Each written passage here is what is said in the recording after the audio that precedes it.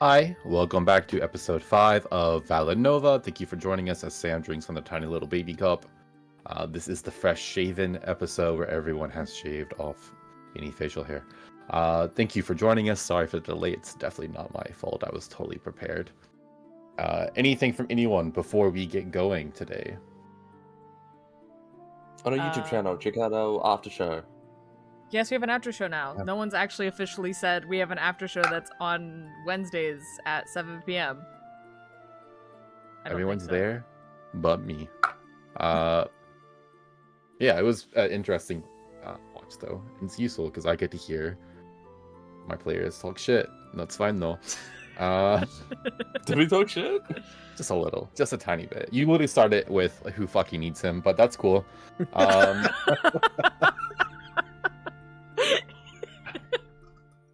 That's fine.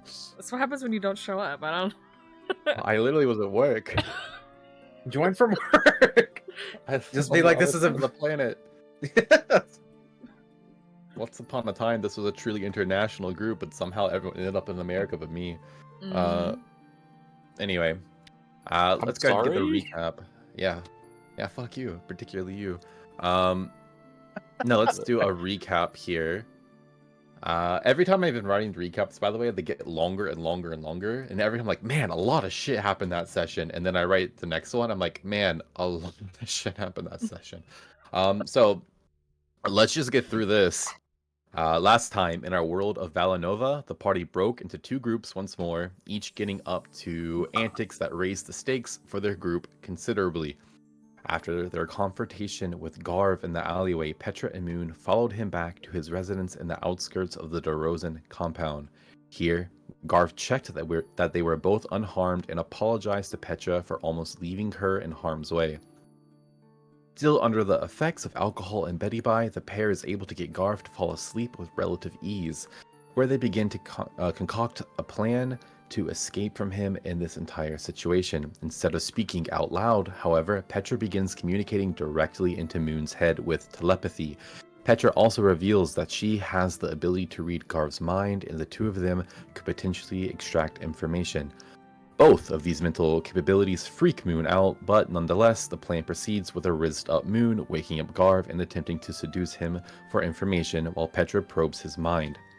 Together, outside of some disturbing mental imagery and secrets about Garv best left unknown, they are able to extract some valuable information, namely that Garv had another meeting scheduled in 2 days.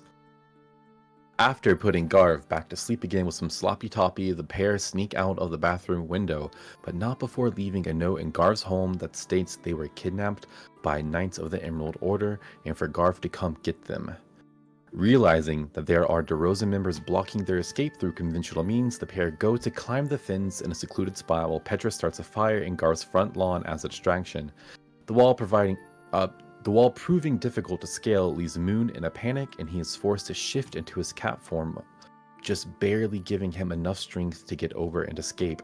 Meanwhile, Hazel and Draven start the session in Shadow Snake Syndicate territory, where they craft some makeshift disguises and devise a plan to get Garv by other means. Heading to Rat Rider territory to potentially trick them into assisting, they meet some junior members named Valo, Oma, and Undar, telling them that Garv is in a perilous position and an easy target Draven attempts to convince them to assist them in capturing him in order to weaken the ever-expanding DeRozan family.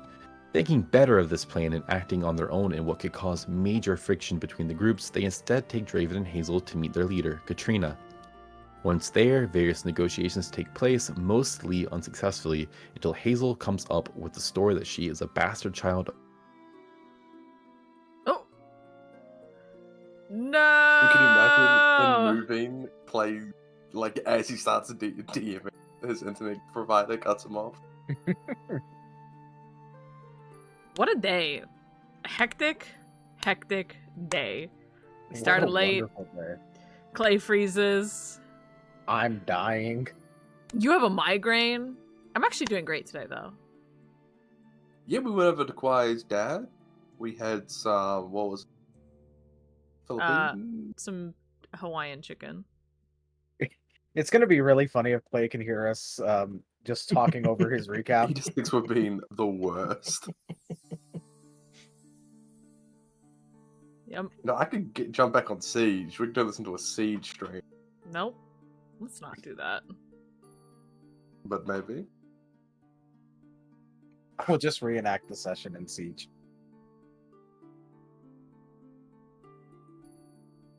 Hate that. Oh, you back? Are you back? No. Play. Nope.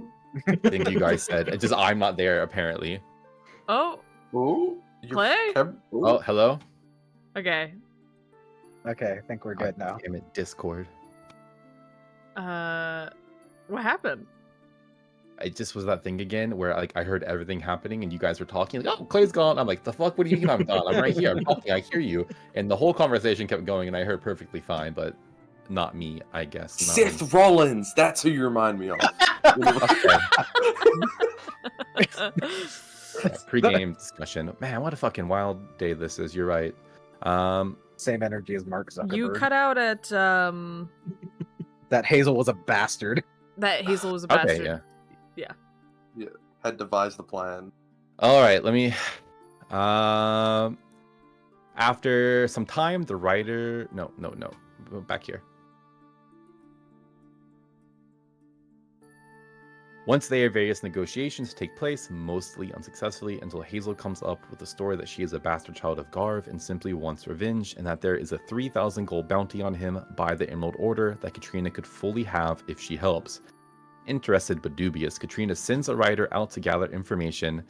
After some time, the writer returns and reveals that the DeRozan compound is on fire, and that the two in her presence are likely the pair the DeRozans are on a manhunt for.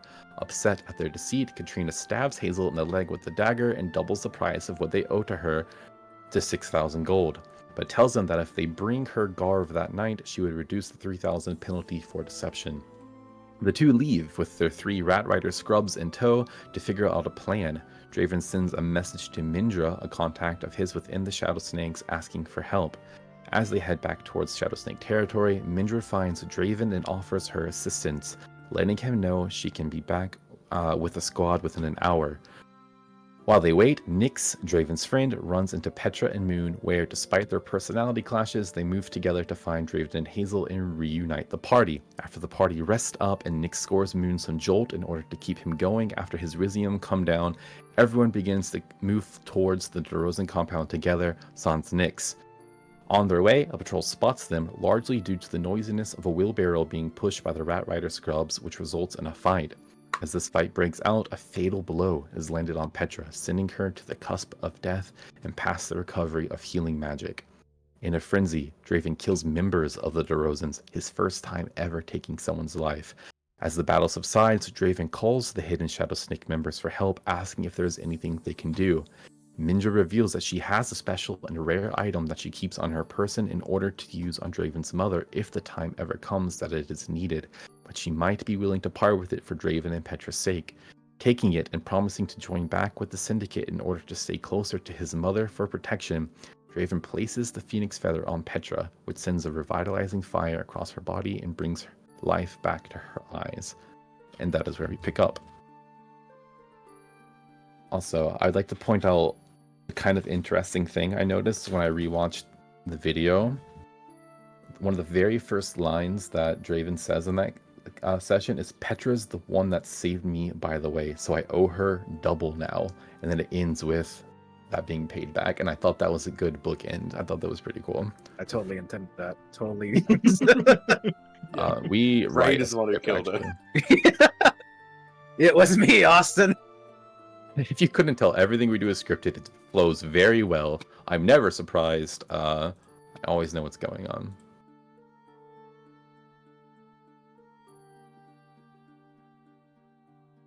But yeah. Is it music? There was, but my shit crashed. Everything I had crashed. I'm trying to get it back up. And now. Do I have 1 HP? You actually have the results of a full long rest. So how many of those phoenix feathers do we have? Lying about? 0.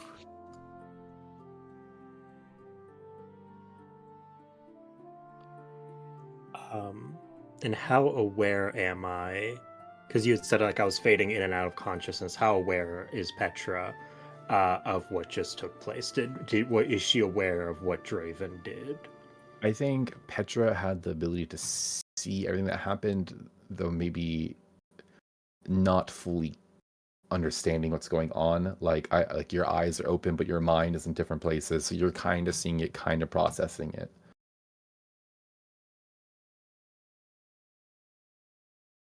We guys, that was that was a rough one right there. You all good? You all good? Draven just embraces you, and you'd be the only one to kind of notice that he's trembling as he's holding you. Petra just very much immediately, like, as she notices the trembles, will like wrap her arms around you and kind of like pat the back of your head. Hey, it's okay, you know. I just got knocked out. I think it's all good, you know. Maybe we go home for the night. Maybe it seems safer. The fire, you know, we call the fire department. Draven's just kind of holding you, still staying very quiet, which, you know, is kind of out of character for him at this point. But yeah, he just keeps holding you. She looks up at Moon and Hazel. Are the two of you all good? I think Hazel isn't focusing on Petra. I think if you look up to swap Moon, she's like poking her head, like sword and shield drawn, outside of the alleyway, making sure that no other patrols come by or no one else is on their tail. I think that we're like immortal or something, guys. That was crazy. We lived through that. We could do anything. This is gonna be easy. I do not think that is the lesson you should have taken from everything that just happened. I shot someone. I was a little conflicted at first, but then that went out the window and I did it. That's, I think we've got this in the back. Petra, you died. You were dead on the floor, and then you got better. Wait, no, I got knocked out. If I died, how would I? Can one of you revive people? Draven kind of lets go and just kind of like stays quiet. Like his face is pale. You can see that his mind's moving at like 1,000,000 miles per second. And he kind of just like starts pacing back and forth in the alleyway, and you get the sense that he doesn't know what to do at this point. You see Mindra looks over at you, Hazel. I hope you're worth it. At Hazel or Petra, right? I say Hazel, Petra. So you're fucking awesome. My brain is just not together today. My brain is not together today. Petra goes to Petra, looks at you and says, I hope you're worth it. I don't even know what happened. I got knocked out. What do you mean, am I worth it? A larger sacrifice than you will understand. She heads over back to you now, Draven. This mission is... We're in the middle of it still. We've already rallied everyone together. Indra, I don't know what the fuck to do. This was a split-second decision, and I don't know, I mean... Fuck, she died, man. I don't know what to do. Do not let it happen again, Protect her. But we must continue. We've already been given the okay. The orders are absolute. You know who will not be pleased if you back out now. He knows of your involvement. Draven kind of looks across the party. He sees that, Hazel is extremely wounded right now. Looks back to Petra, looks to Moon, just kind of scans everyone. Fuck. I don't want to take any more risks. Do you have anything that can help Hazel just recover a bit, or we need everyone on the top of their game? I just gave you the most important item I know. of mine that I've ever possessed. I do not have more to give your little band here. To be honest, I don't care about them, Draven. What I just did was for you, not them. Not her. Draven kind of scans the party again and just kind of stays quiet for a minute. He just nods and says, "All right, but if shit gets bad, we're getting out of here. I don't care what he says. If I'm not going to put them at risk anymore." I'll stay by your side, You offer you some protection. I appreciate it, Mindra.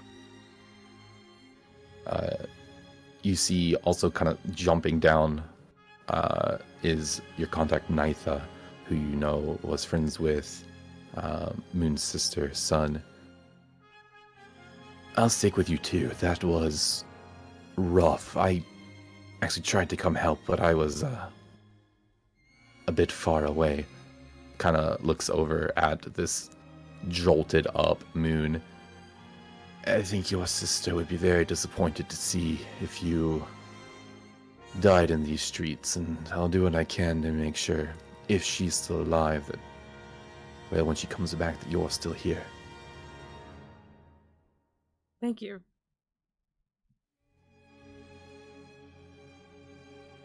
Okay, if we're doing this, we're gonna do it right. Now, I don't know gang warfare, but this is something I actually have studied. Shadow Snakes, how many foot soldiers do you have with us again? You see Mindra. Yeah, you see Mindra looks up at you, says, outside of me, there are 5 members of, well, technically not the Shadow Snakes, members of the Shadow Legion. And then we have 3 contractors. And that's on top of you and Nitha. No, not including Nitha, but yes, I wasn't included. And then your 3 Rat Rider scapegoats. You're taking the piss if you think I'm counting them on anything. So, Shadow Snakes take the roofs. You're also in charge of lighting the fire. That will be the signal of the ground crew to actually storm the compound. Okay? Stay on the roofs. I know Draven here has promised you guys that you guys aren't going to get involved in this and there'll be no ties to you left behind. I intend to keep that promise. Nitha and Mindra, sounds like you guys will be joining us on the ground crew. Rat Riders, you're still on wheelbarrow duty. Be a bit more fucking quiet this time. Aye aye! Alright, so sounds like everyone knows what they're doing. We will not storm the compound until the fire starts. And it spreads, for that matter. We need a good enough distraction, because God knows if we can handle 5 of them, we can't handle the goddamn compound.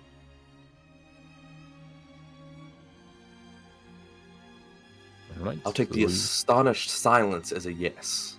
We start fire. It's easy to start fire. Everything's made of wood there. Easy to burn. And I did have an idea. Whoever isn't comfortable being up in the action could maybe run around the fences of the base and light them on fire. That way you guys are out of the fight.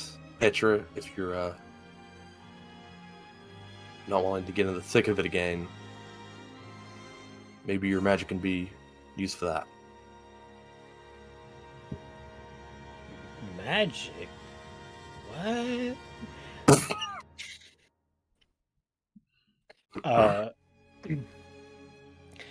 She does walk up to you, Hazel, and kind of puts a hand on your shoulder. I will not abandon the three of you.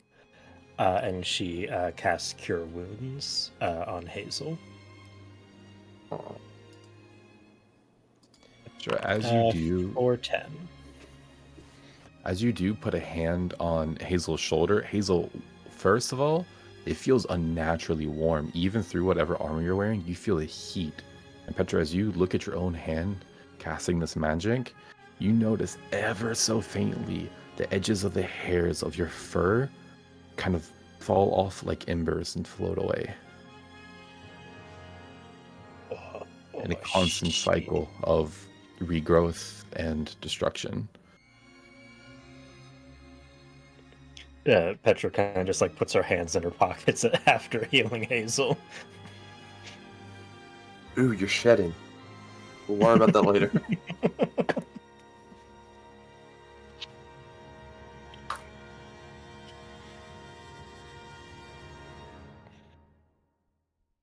Alright. Sounds like we know what we're doing. Shadow Snakes, waiting on you. Then we move out. Let me give the order, then I'll be back. Big fire, it's easily done. We use a distraction, we drop down, we kill them. Anyone who's not ready to go, ground team goes, gets Garv.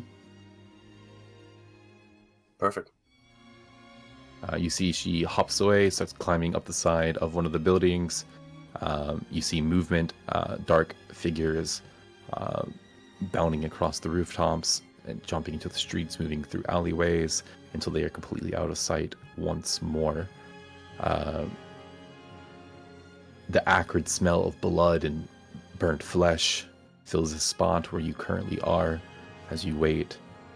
As Mindra comes back. All right. I'm ready to go. Wait, one thing first. And you see her, that black, pure black clothing she's wearing magically starts to transform into like normal streetwear with a jacket that has the Rat Rider emblem emblazoned on the back. Ah, it's kind of fucking sick, dude. I need one of those badly. I'm like a walking fucking enlistment poster for the Emerald Order out here. Proprietary design, sorry.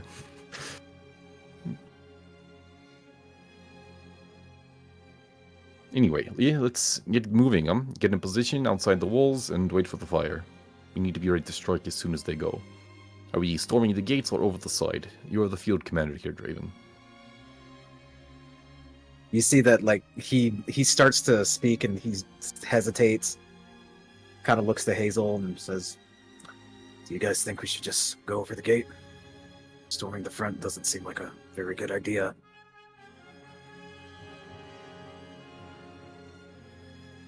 I have an idea.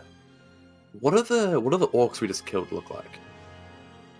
I mean, they're varying ages, sizes. Some are probably like half-blooded, some are full-blooded. Pretty akin to like the Rat Rider jacket. Do they have like like a gang uniform, I guess? Yeah, I told you before, like the Rosens usually wear like a lot of like purples and stuff like that. So they have like these sashes and stuff that clearly identify them as members of the DeRozan family. How in depth exactly does your cloak go? Can it change your outfit? Can it change what you look like? No, just the outfit. Shit. Well, then my idea's out the window. All right, so I guess we're climbing over then. Sure. All right, let's get going. Right. So like the 8 of you, right? The 8 of you start moving. 4, 5, There's 6, 4 of us plus the 3 Rat Riders. That's 9. 7 plus 9 through, and that's 9. 9. Yeah, the 9 of you. The 9 of you start moving, getting closer to Drozen territory. You hear a commotion in the distance of another of those patrols, but as if they're being led in a different direction. You get closer to the compound itself, lie in wait, kind of just outside of the walls, behind like another building, but where you can see it. Same as before, it is like a 12-foot high wooden wall, but at the top there are metal spikes that kind of prevent people from going over or like sitting on the top of it. Nitha looks at you. All right, so easy enough to scale.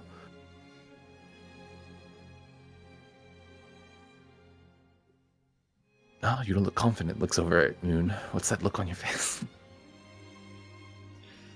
Oh, it looks like a little hard. I feel like it. You know, some people might struggle with a climb like that. Right. Oh no, just she pulls like a grappling hook with a rope on it from her pack. This should get us over pretty easily, I think, as long as you can climb a rope.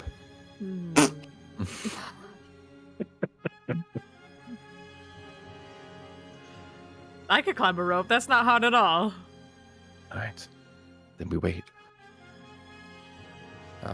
You see, Mindra also pulls a very similar grappling hook out of her pack as well, ready to go. The wheelbarrow kind of comes up a little bit noisily behind you. You have to shush the rat riders. I was waiting for you to mention this. Yeah. As soon, I feel like Hazel, once the Shadow Snake came down, and we're like, okay, we're gonna jump over the fence. I feel like once we all started moving, and Hazel heard the boom, boom, boom, boom of the fucking wheelbarrow, she's like, fucking leave it. Yeah, but how are we gonna get Garv? I'll fucking carry him. All right, I trust you to do that. You look tough. I think you can. Hazel's gonna, like, as we're walking, like, go through, like, next to Draven. When did the Rat Rider start respecting me? I don't know. I mean, fuck. You see that his mind is still going at like you can see the inner conflict going on. Like he's like, did I make the right choice going over here, or you know? I feel like Hazel notices Draven's a bit preoccupied. It's like, all right, anyway. Feels up. It doesn't take too long at that point that you hear someone before you see anything. You hear someone within the compound call, "There's another fire! Get over here!" And another, "No, here, over here!" And a couple seconds later, about 20 seconds go by, and you start to see smoke in about 4 different locations billowing upwards. We're gonna owe the Shadow Snakes big time. All right, let's go. I guess Hazel goes over first. Moon will Draven's assist with quickly behind you. like lifting people if they need assistance. If they want assistance, he'll be there to boost them. I think the first thing that happens is Nitha and Mindra like run up, both like in unison, throw their grappling hooks over the wall, like in a very well-polished effort, as if they have scaled many a wall. Just toss them over, no problem. You see that Nitha pulls off her cloak as she starts climbing up the wall and like puts it over the top of the spikes so it doesn't cut her as she goes over, and looks back down. Hazel, you the first of the group to kind of come up behind them. All right, quiet now. It's not my strong suit, but try. Yeah. Moon, you go up as well. Are you trying to help like lift Hazel? Hazel, do you want the help? I think Hazel will take the help. She's currently like, all right, this is what you've been trained for. Like, this is the shit that you should have been doing instead of fucking eating dinner at fucking Moon's house. So I think she's too kind of like in that zone to be like angsty teenager about asking for help. So if they're pulling her up from the bottom or like pushing her up from the top, she'll accept it. And he'll give you guidance as well.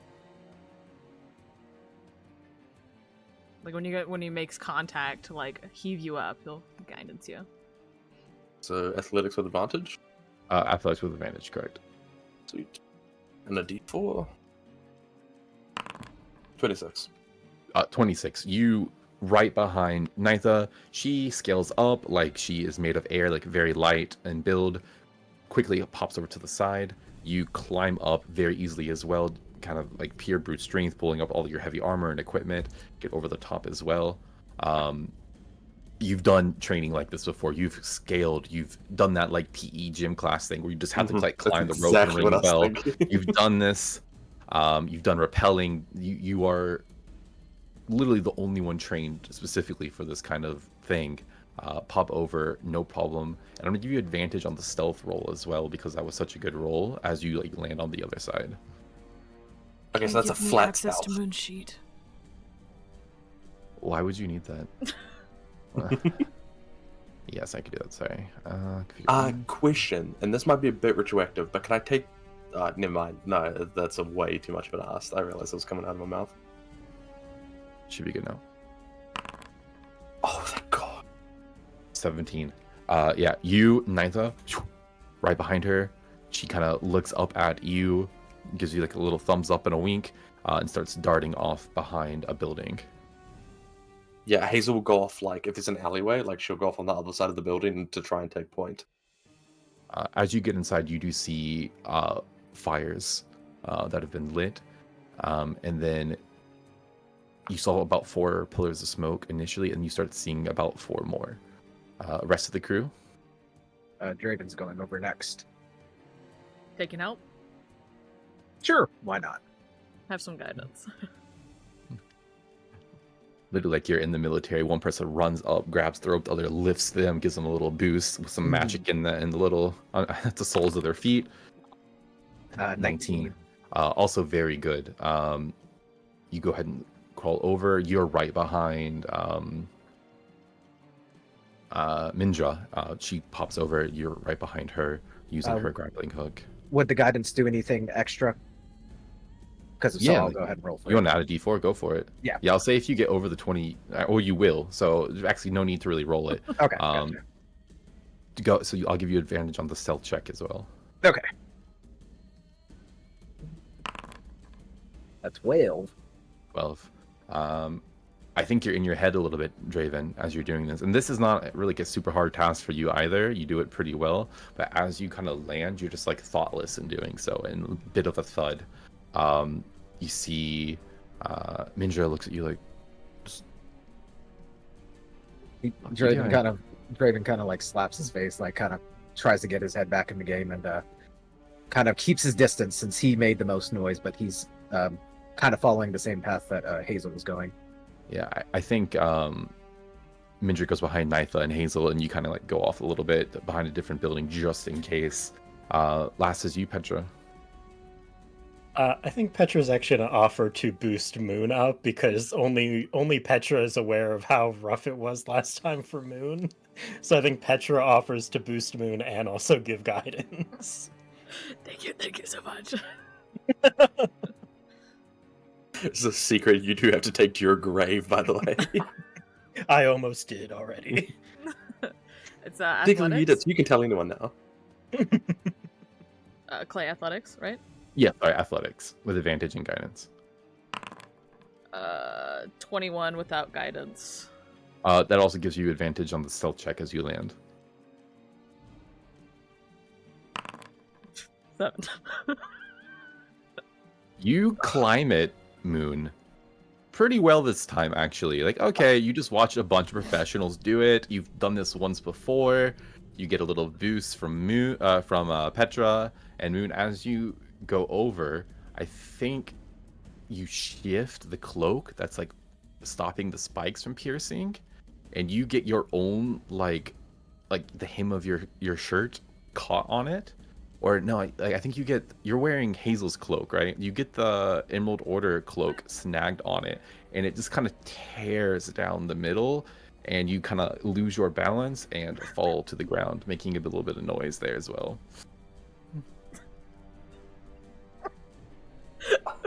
cloak. I'm gonna. Not like a full in half, but there's like a pretty like. It's like a cool one now. That There's goes like a down the foot. Yeah, there's like a foot a gash that kind of is like right in the middle of it. Fuck. I'm just gonna try to find a spot to hide. Gonna dart off and hide. You get off like all fours and kind of scramble a little bit, looking for somewhere to hide. You see like a barrel that's a little bit away, and you're just like your arms poking out from it a little bit though. There's also the rat riders on that side as well. Do you want to go first? You want to try to help them, Petra? I'll help them. Okay. they don't need it, and I'll like guidance them, and then once the one's done, I'll guidance the next one. Okay. Let me Now check their that's stats. mom energy right there. Yeah. Shitty little teenage gangsters. You're like, no, come here, I'll help. Let me check real quick their stats. They suck, so. Their athletics is plus nothing. Great. So just 1d20 versus 18. I don't know why it says I am Petra. I guess because you're the one helping them. Second one, 10. Yeah, I think the 10 isn't the DC is 12 to get over the wall. So Are they guidance? second one, oh, they're guidance. You're right. Yep. Nope. Okay. I'm also giving the help action, aren't I? Yes. You're right. God damn it! This is the hot one, I bet. Yeah, this is definitely Valo. You see the first one, like the female dwarf kind of climbs it pretty well. She's built really strong, just uses a lot of arm muscle to get up. Next is Valo, kind of his hair blowing in the wind valiantly, gives you a big grin. You see the 4 missing teeth. All right, let's get this done, huh? This is exciting. Aren't you excited? I think there's gonna be no problems with this. Boost them.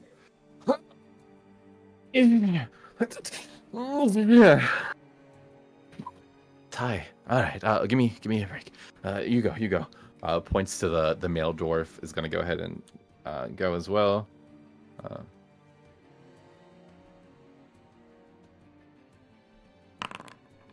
With advantage though. Okay.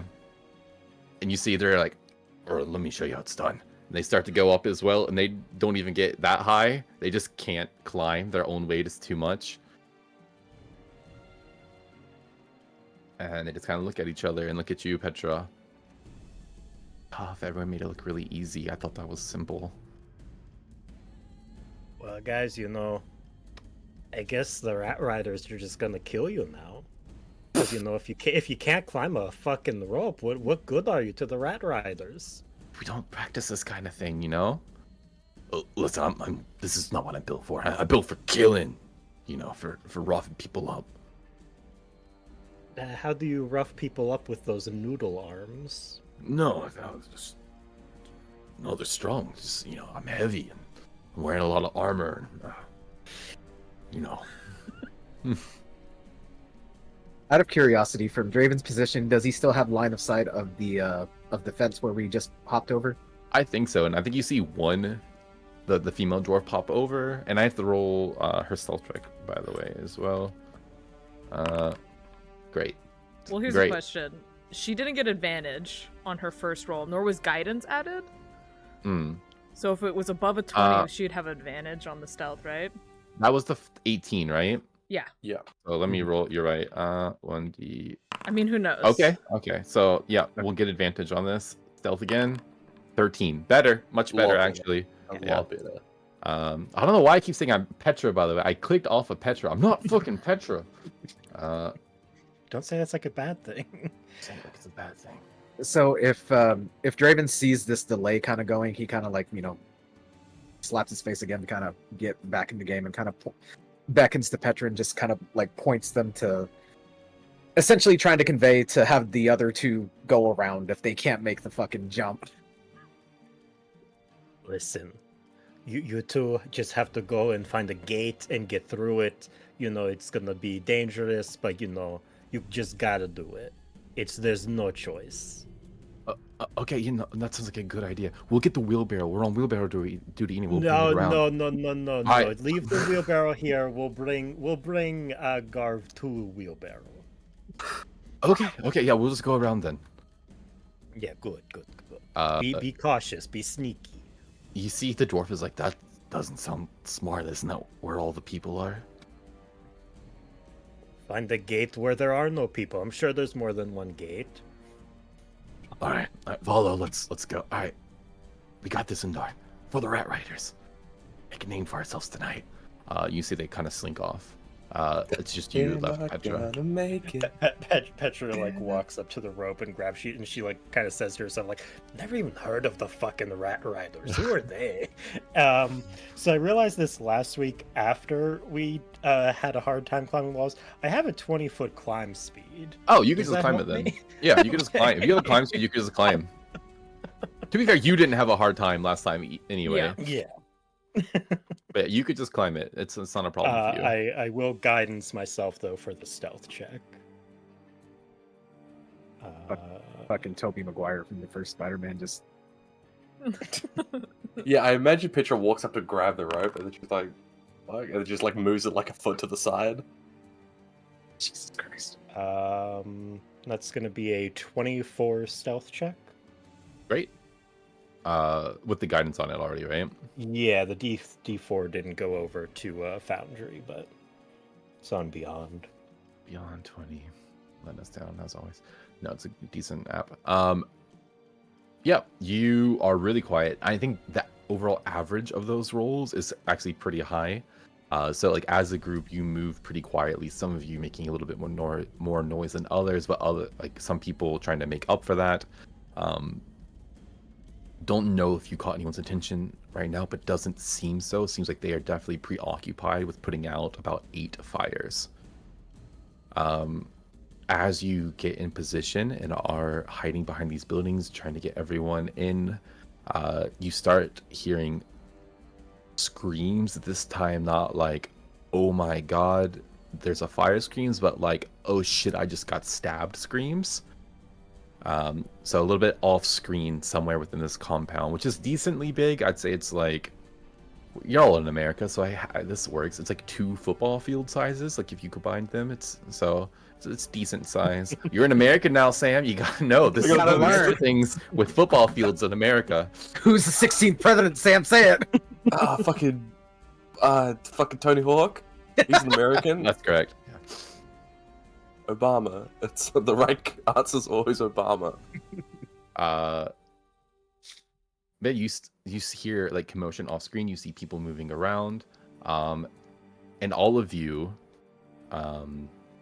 except maybe the Rat Riders, know where Gar's lodgings are, and are able to start making your way to there or anywhere else within this compound if that is your desire. Say definitely beelining cigars. As you do start going to Gar's, you see there is a group that is kind of surrounding the premises, that have more or less made a circle around where you do see Garv standing. You see his home rumpled, wooden planks fallen over, still smoldering just a bit, little hints of a fire there, but mostly put out, the ground around it burnt. And you see Garv himself with burn marks across one of his arms, across his chest. Now it just says Daro, and he looks pissed. Does he also look significantly hurt, or does it look like he's received some medical attention? It looks like he is quite wounded, though definitely lucid at this point. Sobers you up, being in a house fire, I guess. Yes, having your arm turn crispy will get that done. Draven doesn't know nothing about that. It's crazy. So sorry, I was googling football fields. So he has like a kind of entourage surrounding him. He does have an entourage surrounding him. Someone must roll me. What's that? I was gonna say, where is he placed? Is he like out in the middle of like a courtyard? Yeah, you see, there's like a couple buildings around, but he's actually kind of pretty close to his residence, like doing like a pace back and forth with. Roll me a perception check. Someone. I don't care who. You can do it with advantage. Whoever does, or 2 people can roll. Okay, I'll give someone advantage.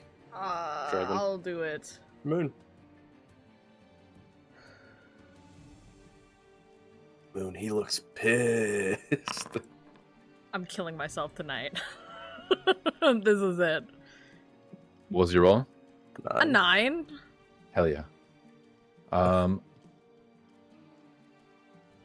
9, great. You can't tell exactly how many people there are from this vantage point. It's a little hard to see. There's a lot of smoke in the air still. Some people moving past them at times as well.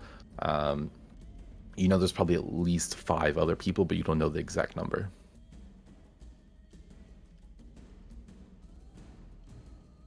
I convey this to Hazel. I don't know. Great information. Hazel's gonna turn to Nitha and Mindra. Am I pronouncing that correctly? Okay. Alright. You two are clearly the best suited for this. Can you guys go ahead, scout out the situation, see how many they are, and come back to us? Let's kind of look at each other, give each other a little nod. Do not make noise while we are gone, Don't have to tell me. We might. You were pretty quiet earlier, but your armor is very noisy. Don't move. I am so fucking still right now. Excellent. You see they kind of tiptoe away, slinking around where they can. It's a little bit of an open area, but you see they start going to the back of one building.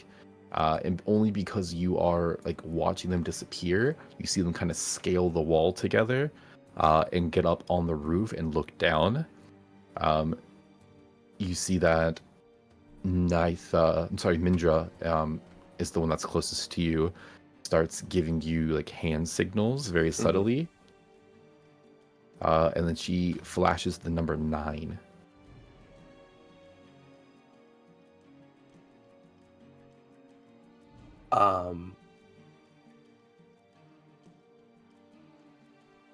She'll put a thumbs up, and then can she mimic a bow? And see how they respond to that? I think she looks at you quizzically, like not fully understanding what you mean by that. Like, can I shoot a bow? Do they have a bow? She's just like anything. She should point at them and then like do a bow.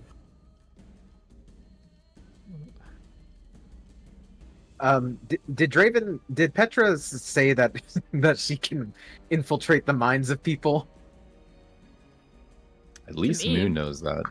Yeah, Moon knows. Okay. I was actually going to do like telepathy with the group and one by one be like, so I have a plan. It might not be good plan, but I wanted to run it by you all.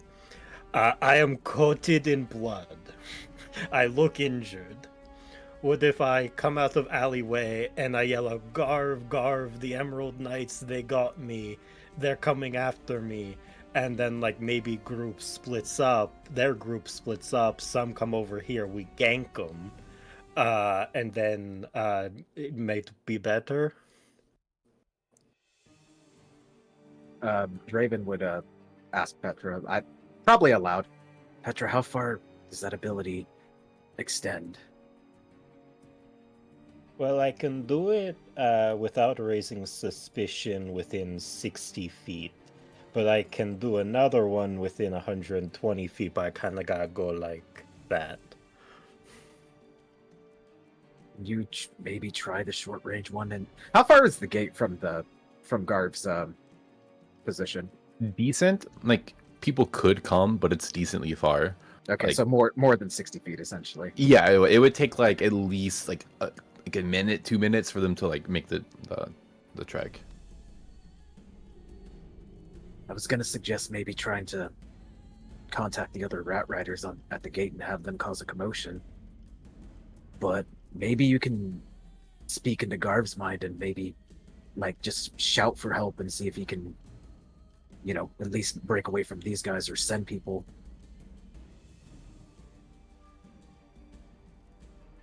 So Garv is not within 120 feet of me right now, I presume. I mean, you could maybe get that close undetected if that's what you want to do.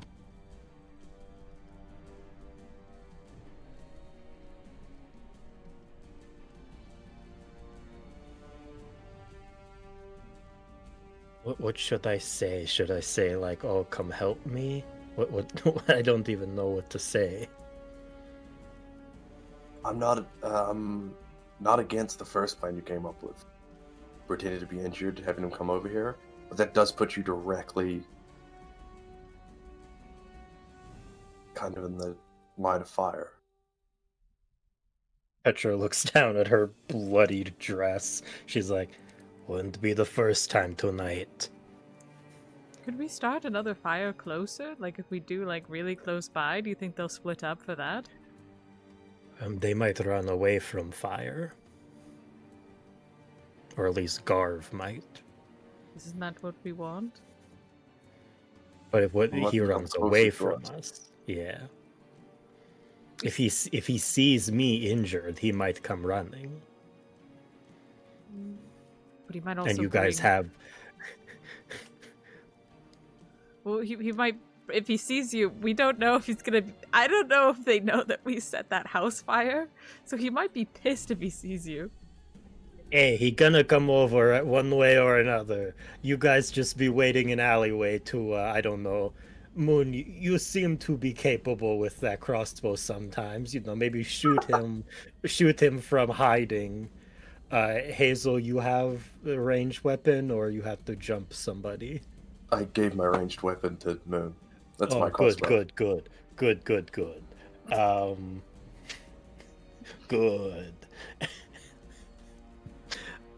Well, guys, we gotta try something. I'll go out into the road and I'll, like, yell out Garv's name and fall to the ground.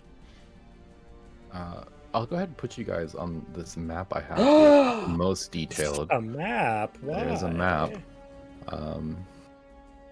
This was made very recently. Before the session. So it was kind of quickly put together, but I think it gets the point across of kind of what this locale looks like. Which one's Garv? Is that Garv is the one in the middle right here. you smashed that?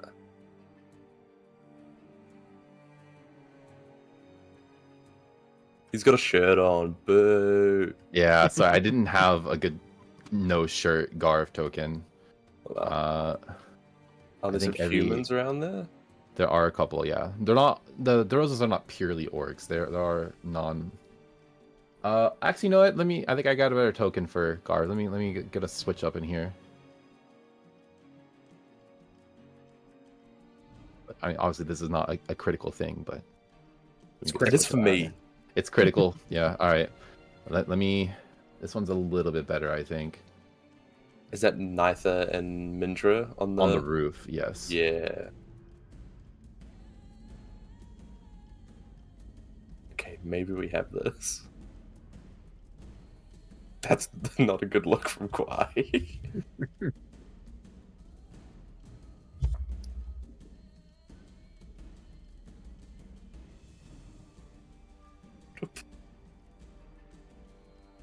Sorry. Is that better?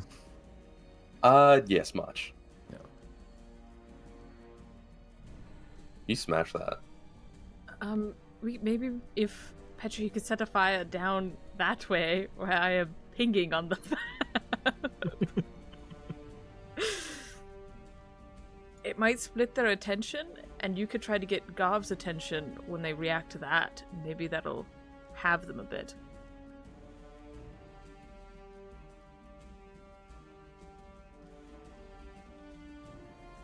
So yeah, what should I do? Should I throw a fire or should I be decoy?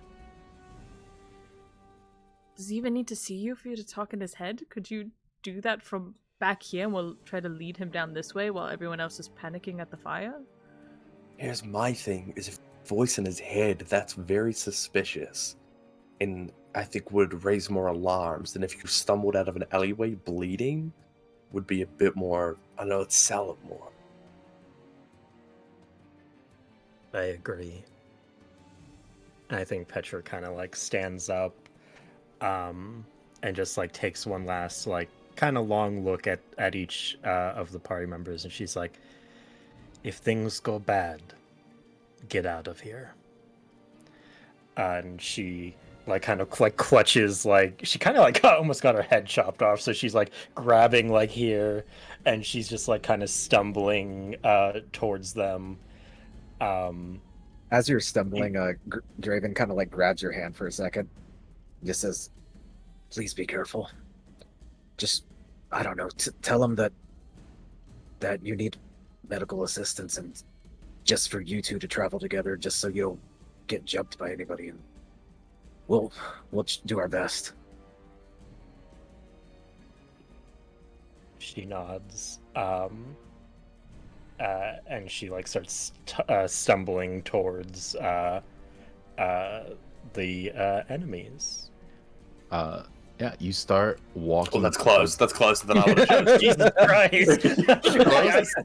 I sneak up behind when they kill me. No, okay, yeah. No, I just when you on the map, you're walking towards them. I don't even and you see some of them turn around to look at you. Kind of hearing you move. I think you're not necessarily being stealthy, right? You're kind of like stumbling, acting like you're hurt. You just hear one of them yell, "Boss intruder!" You see Garv turns around with like a fucking fury on his face, fucking battle axe in hand, turns around to see you and is like, oh. Drops the axe to his side and just runs up to you, puts his hand on his shoulder. Mom, I thought the Knights of the Emerald Order got you. I saw your note. The fucking house was set on fire. I barely got out there alive. How the fuck did you get in here? What's happening? Oh, you gotta get out of here. This place ain't safe right now. There were so many of them. Garv. I had to fight them off. I had to get back to you to keep you safe. Oh my god. You see tears again just well up in his eyes. This is a man who genuinely cares about you. And has actually done you no wrong at all. You see, he's like, oh, what happened to you? Are you okay? Oh my god, you're covered in blood. Is it all yours? Tell me it's theirs. At least some of it. I think a little bit's maybe theirs, but it's a lot of mine. They got me real good. Those goddamn Emerald Knights. Fuck the Emerald Knights. When Legazi hears about this shit, I'm gonna have a fucking war happening in this city. We're gonna take over the whole fucking Crimson Cage, recruit everyone to our side. We're gonna fucking march on Crown Spire. You know he's a mid-boss, so he's probably he doesn't have this authority to start a war like that, but he's really upset and pushing for it. You see he then goes to his side, pulls out his side weapon, which is like a not a great axe, but like a battle axe, puts it in your hand. Defend yourself, Ma. Shit's crazy. I don't know who's out here. There's fires getting started. The enemy is somehow within our rings. I don't know where they are. I don't know who they are. He puts it in my hand, and I like kind of like fall a little bit. And she's like, "Oh man, you're so strong to carry this all the time." About how far away am I from the group? From not the enemy group, but your group, right? My allies. I'm gonna say maybe like. Well, it depends how far away you guys were. You guys can tell me about how far away back do you think you are. You're within like line of sight, but I think hidden behind some buildings off screen here. So, about how far away do you think you were? I'd hope these buildings are just off screen, especially because how you got to describe it. The building that the other two are on top of felt like it was in the same row of buildings that we were kind of like all behind, like kind of spacing out. So like 15, 20, 30 at the most. Yeah. Okay. So yeah, let's call it 30 feet off the map.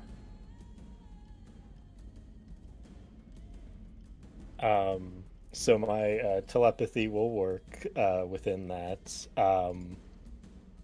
and I don't have to do any like hand motions for it. So I kind of like look back towards like Draven, and he hears in his head like, "Do I stab him? Do I fucking stab him? I don't know." No, He gave me his weapon. Lead him to us. Lead him to us. She like holds the axe in one hand. It's like almost kind of like dragging it along with her. She's like, she grabs onto Garv's wrist. She's like, the bodies, they're over here. We should see if they have anything good on them. See if anything can help us. You got Emerald Knight's bodies over there? Yeah, I was just around that corner. I can't believe you didn't hear anything. Ma, how did you kill a bunch of Emerald Knights? Who the fuck are you? She like rolls up her sleeves. She's like, "You know who I am. I'm Ma."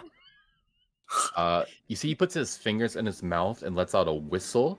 Emerald Knight bodies over here. We're gonna loot them. We're gonna check for anything. With me. Calls his boys to come. And I'm gonna like start pulling him like before they start moving, so like he is separated as much as he can be from everyone else. I think at most you're gonna get him like about this far, like to the edge of the map before the people start moving behind him. Is Hazel still kind of almost doing like that silent communication with Nitha? You have a line of sight. You could tell Nitha, though, is at this point more focused on what's happening with Garv. She had no fucking clue this plan was happening. You could try to get her attention, but you could tell, just look, like her and Minja, they're like over the like edge of the roof, like their eyes just barely sticking up, and they're like scanning as Petra and Garv walk. What kind of check would it to be to get their attention? It's more like you tell me what you do. You know what?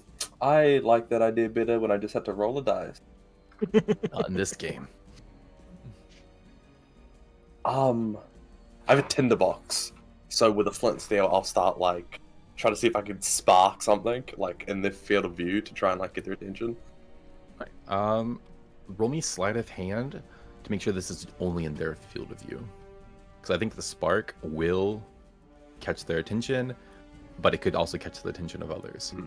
Can I maybe use the help action to kind of like stand in a position to where it's like trying to be occluded from the other yeah, enemies? I love that. Like you're just kind of making sure like the angle is off. So I give you the fucking curtain that we stole and you hold it there up. we go. 12. Luckily, I don't think anyone here has a passive perception above that. Oh, I fucking love bandits and orcs.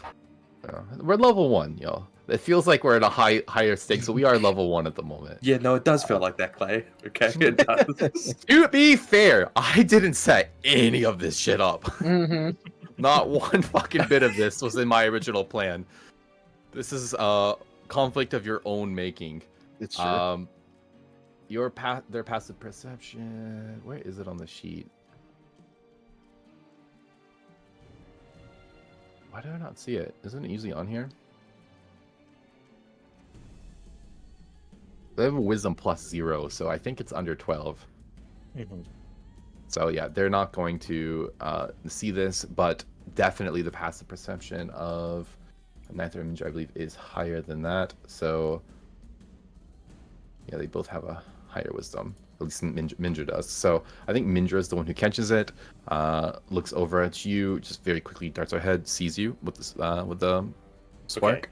Okay. If I know that Garv is coming to us, and it is probably the closest we can get him away from the rest of the group before they also start going in, it's gotta go like now. Fucking now. Do it now. Okay. Then let's go ahead and have everyone roll initiative real quick, please.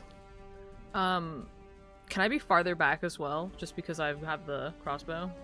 Yeah, that's fine. I can't physically put you further back, but yeah. Just wanted to make a note that I'm further back. Moons for the street. See, maybe I can. There you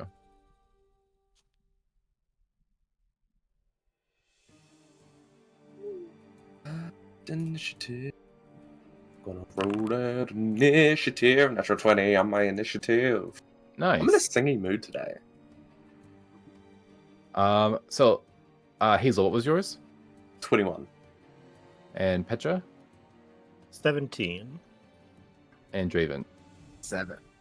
7. And yours went through Moon 21, right? Yep. Great. I'm going to go ahead and post this in the Discord as well, so I'm not the one controlling them. Here are 2 character sheets, one for Mindra, one for Nitha. Okay, they're also in the initiative. I think Raider should get Mindra, Kwai should get Nitha, because their NPC is more closely related to those characters. Wait, what? I'm fine with that. You're controlling the blue tiefling that your sister's boning on the side. Oh. Proud I could say. I'm going to say that everyone is on a high alert right now. So the second something kicks off, we're in the initiative order, but one person can act with absolute surprise round. But the second one person goes, shit hits the fan. So it looks like you're giving the signal to one of the assassins up on the roof, and it does make sense for one of them to strike. Yes, I would say. Both of them have assassinate and sneak attack, so does anyone have a Mindra has more sneak attack. There you go. Mindra, you know, she's hardened. She's faster in response. I should probably look at these.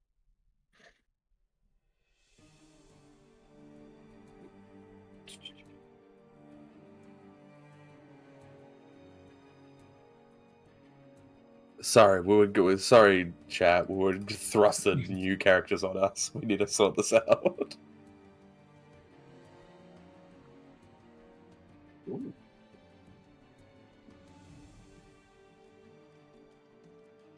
Yeah, of the two, Mindra is the stronger than Nitha.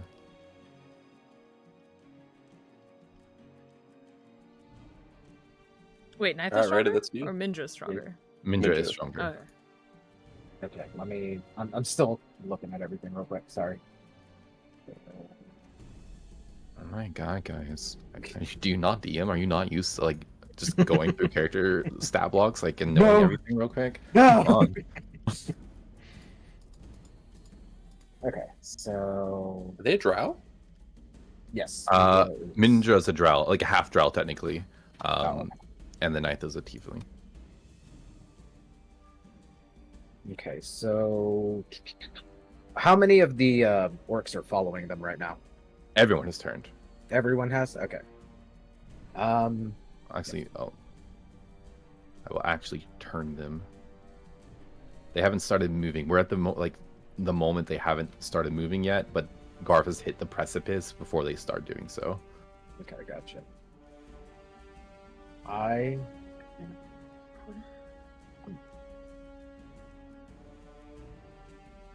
It's the Godzilla ass music in the background. Bwah, bwah. Bwah, bwah, bwah. So I think what Mindra would do is she has access to darkness. So I think she's going to place it in such a way that Garv is out of it, but kind of blocking off the field of view of the others. Interesting. So I think I'm going to do that with Mindra. What is the size of darkness? It is 15-foot radius sphere. 15-foot radius, so diameter 30.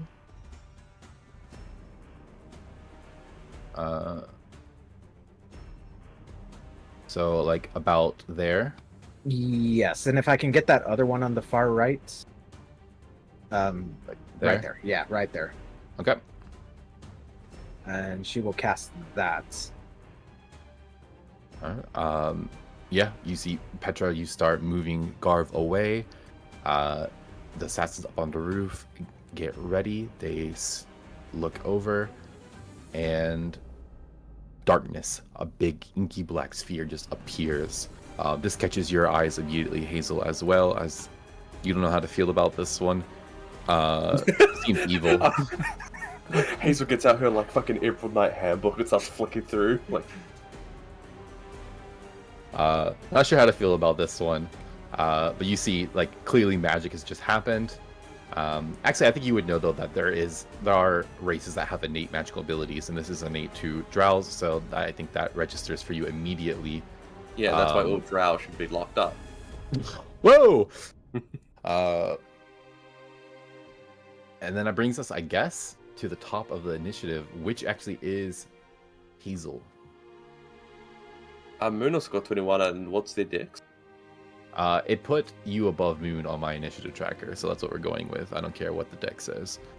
Otherwise, I'll get confused. Otherwise, No, you're both 21s though, so if you want to like move in tandem, that's also fine. I really don't care. It doesn't matter. I'm gonna fire a crossbow. It's not that deep. I'm gonna hit with my sword. So once again, yeah, I think Hazel's gonna like duck out of the alleyway, swing around Petra, and just one of them lived, bitch, and go to stab Garv. Alright, you go up just to hit Garv. Yeah. I get advantage on this for any reason? Not because I go. No, I'm not. Mhm. He's alert. 14. 14 does hit. Perfect. He has no armor on. That's my boy. My boy. And 14 damage. That's a fucking hefty hit. You just roll up. Whoa. One of them lived, bitch. He looks over at you, tries to throw his body in front of Petra, and just gets this huge slash down his chest. Fuck, not again. Mom, get back! I've come for revenge, Dad. And that's your turn.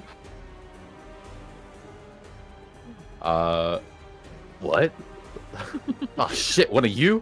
After that is Moon. Okay. I will use my bonus action to hide. Kind of move a bit so I can have a little bit of line of sight, but maybe use like a corner of a building to try hiding as a bonus action. Okay, go ahead. Wait, hold on, let me double check this. Okay, I'm so used to like the boots, like elven boots or whatever, but this just lets me hide. 14? 14 still check. That is higher than all their passives, so you are able to go ahead and do so. Okay, and then I am going to fire at Garv.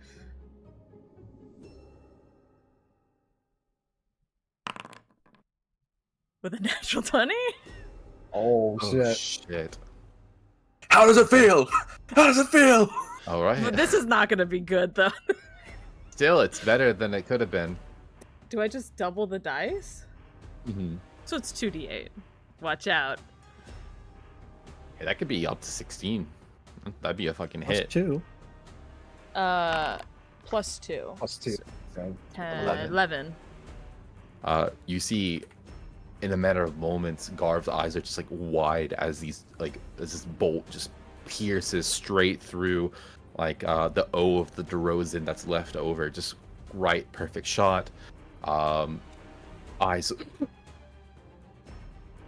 No. All right. I'm also He's disguised, FYI. Yeah, you are disguised. As a you are Emerald Knight. wearing Hazel's cloak as well. And you just hear, oh, fucking knights, Emerald Knights. Just with like gasping breath as like blood pools in his lungs, is like pointing over at you for his men to see. Is that you? I'm gonna move back to cover, and that'll be my turn. Okay. Up next is Mindra. let's see. So, I feel like Mindra is going to. Let's see how long this. She's going to move closer to the edge on the other side of Nitha, and she's actually going to toss one of her daggers at Garv. So just like kind of like over here on the edge of the roof, Yes. or like yes, or like correct. this way closer. You said it's like further this way. Just close enough to where she can like toss it at him, and Okay, so it comes up here, pops up, goes to throw a dagger. All right, let me get the answer.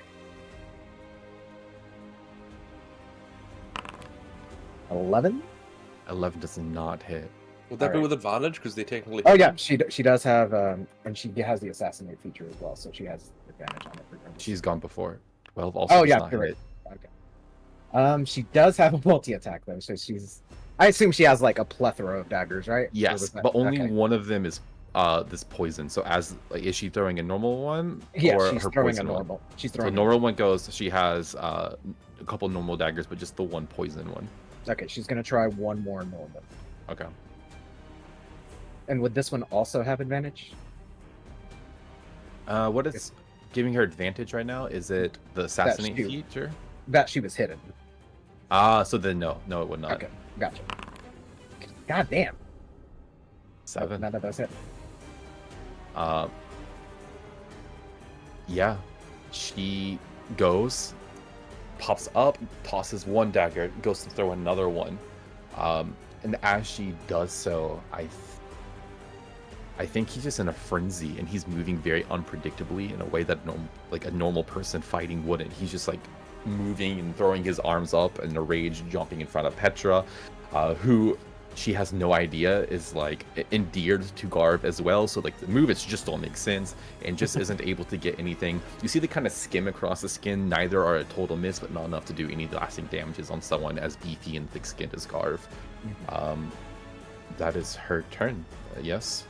Yes. Next is you, Petra. Oh no. How do you fight somebody without letting them know you're they're your enemy? I think she is going to like run away like 15 feet. Okay. Oh, why am I not? How hurt does he look, by the way? Very. Very. There we go. She runs away, still holding his axe, and he dropped his bigger axe earlier. So I don't To know his side. what It is in his hand. He's as it dropped to his side. So Yeah. he's just not like holding it at the I went through a Oh, roller coaster of okay. emotions. You were like, he dropped it. It was sad. Yeah. And I think she pulls out a dagger, and she kind of like squints, and she's like, "Watch out, Garv! I'm gonna get her!" And she's gonna throw it at Garv, but pretend like it was an accident. Okay. First, roll me deception or performance, your choice. Both are. Can I argue advantage since Garv is willing to die for Petra? No, I wouldn't give advantage Okay. for this. No. That's fair. I will roll deception. That's a 21. What do you want? Okay. Roll to hit with your dagger. If you get a natural one, you actually do hit Hazel. On a nat one, it hits Hazel. 21 to hit. 21 hits. And that would be 9 damage. You see, you go to hit Hazel. He looks over at you, and it just goes right into right into the chest. You see his eyes go wide. Ma, what the fuck? Ma, Oh no! Oh no! do this to your boy. No! These damn Emerald Knights! And she starts yelling like, "That Emerald Knight stabbed you with a dagger!" Because all the other guys are in darkness and can't see. I think as you say that, you play it off. You lie in that moment. That Emerald Knight stabbed you with a dagger. That's confusing for him that you would say that. So two things happen, I think, when those words leave your mouth. Your deception worked until I think that moment that you say that. Two things happen. One, his orcish endurance kicks in. He has 1 HP remaining. The second thing, he has a built-in mechanic here that says, if you or Moon betray him, he goes into a fury, which is like a second form. And he sees this. First, he's going to enter like a barbarian's rage, and then he's also going to get a second wind from that. I'm going to go ahead and roll that. Which second one is a D10, correct? D10 plus your fighter level. Okay. So I just have it. He gets a second one. He doesn't have a fighter level. I'm just gonna say we'll call it a D10 plus 1. 2. He only gets 2 HP back, but he is in a barbarian rage right now. So any damage that hits him will be halved, and he gets more damage on his attacks. He also now has the ability to recklessly attack, so giving him advantage. As his eyes open, like, what just happened? What do you mean? I'm so confused.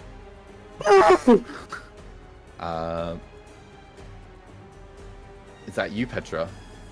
I think seeing that, she takes like another step back. Just kind of weakly holding the battle axe that she's not proficient with in front of her. Alright. After that is the normal orcs' turns. So let's go ahead and start moving some of them. There are some not in the darkness, 5, 10, 15, 20, 25, 30 going to move. It also has the aggressive feat, so as a bonus action can move up to its speed towards a hostile creature. 5, 10, 15, 20, 25, 30. This one can just not reach you, Hazel. However, these are going to run forward. 5, 10, 15, 20, pop out of the darkness and see a Knight of the Emerald Order just standing there. Another one, 5, 10, 15, 20, is going to come up here. 15, 20, 25, 30, 5, 10, 15, 20, 25, 30. This one can't get through the darkness. It's just running through. Not really sure what's happening. This one's going to run around the dark sphere. 10, 15, 20, 25, 30. This one's going to get here. So 2 are able to reach up to you, Hazel.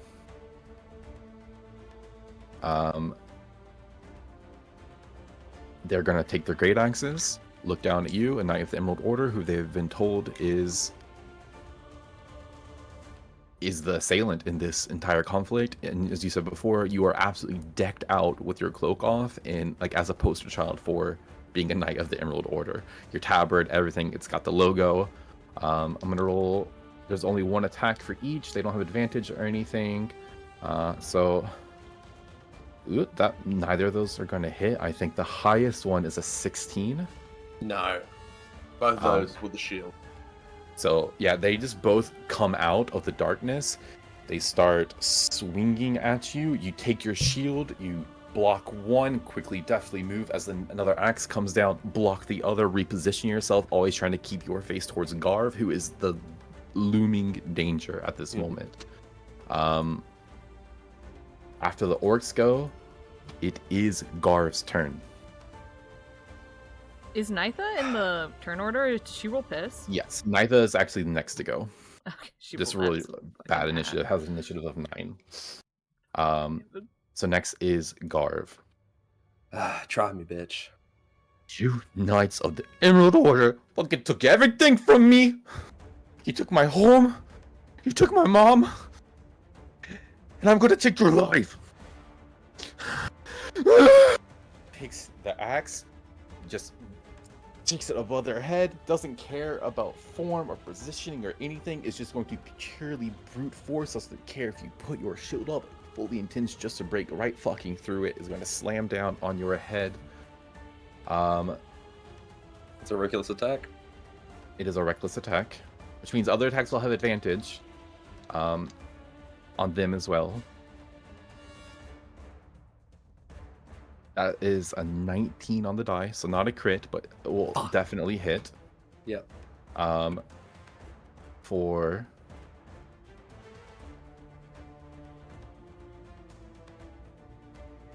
15 points of damage. Done. Down? Yeah. 15 down. Just absolutely slices through you.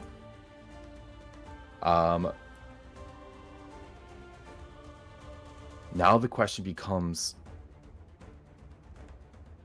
what does he do with Petra?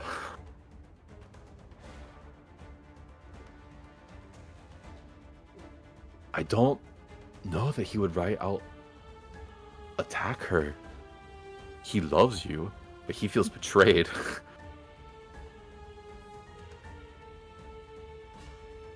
He uses the rest of his turn to have a panic attack. I could be a dick and say he double taps Hazel out of fury. I think it would make the most sense. That's coming from the lips of the player. I think in a rage he double taps Hazel then. I think he doesn't move hostilely towards Petra. I think double taps Hazel just again with a quick like golf swing essentially goes across your chest, like just ripping your chainmail armor, and then turns to move towards you, Petra. And just kind of like starts stalkingly moving towards you. Dragging the axe on the stone behind them. What's going on here, Ma? I don't like this. Why did you lie? Why did you stab me and lie? You're confused. You're confused. Am I confused? I'm burnt up. Yes, you had a lot to drink tonight. You had a lot of trauma. We need to talk through this. You know, we got the Emerald Knight. We got her down. You know, we can just go. Roll me a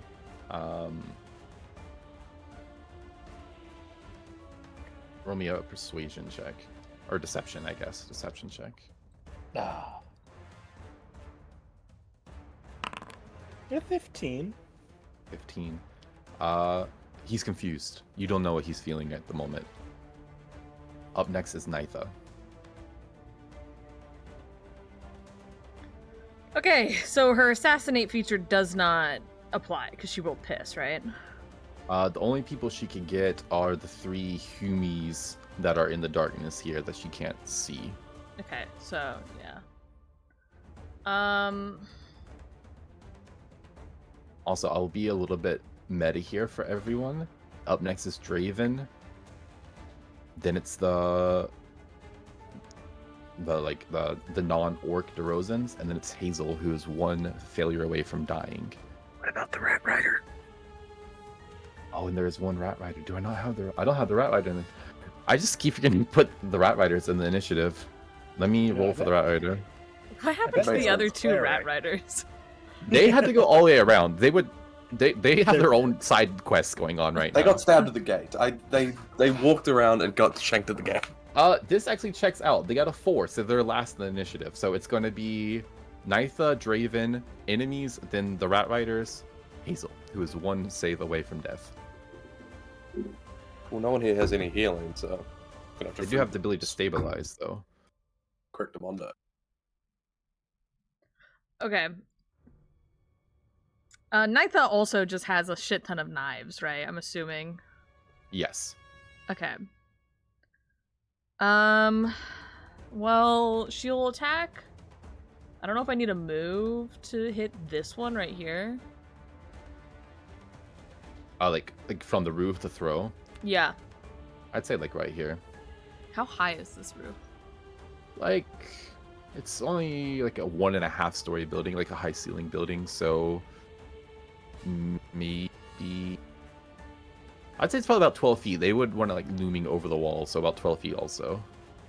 Okay. Cool. And she just has daggers. So Dagger. she will roll. And she's currently hidden still. So the first attack will be at advantage, right? Because she hasn't gone at all. And they were hidden up here. Yes. Okay.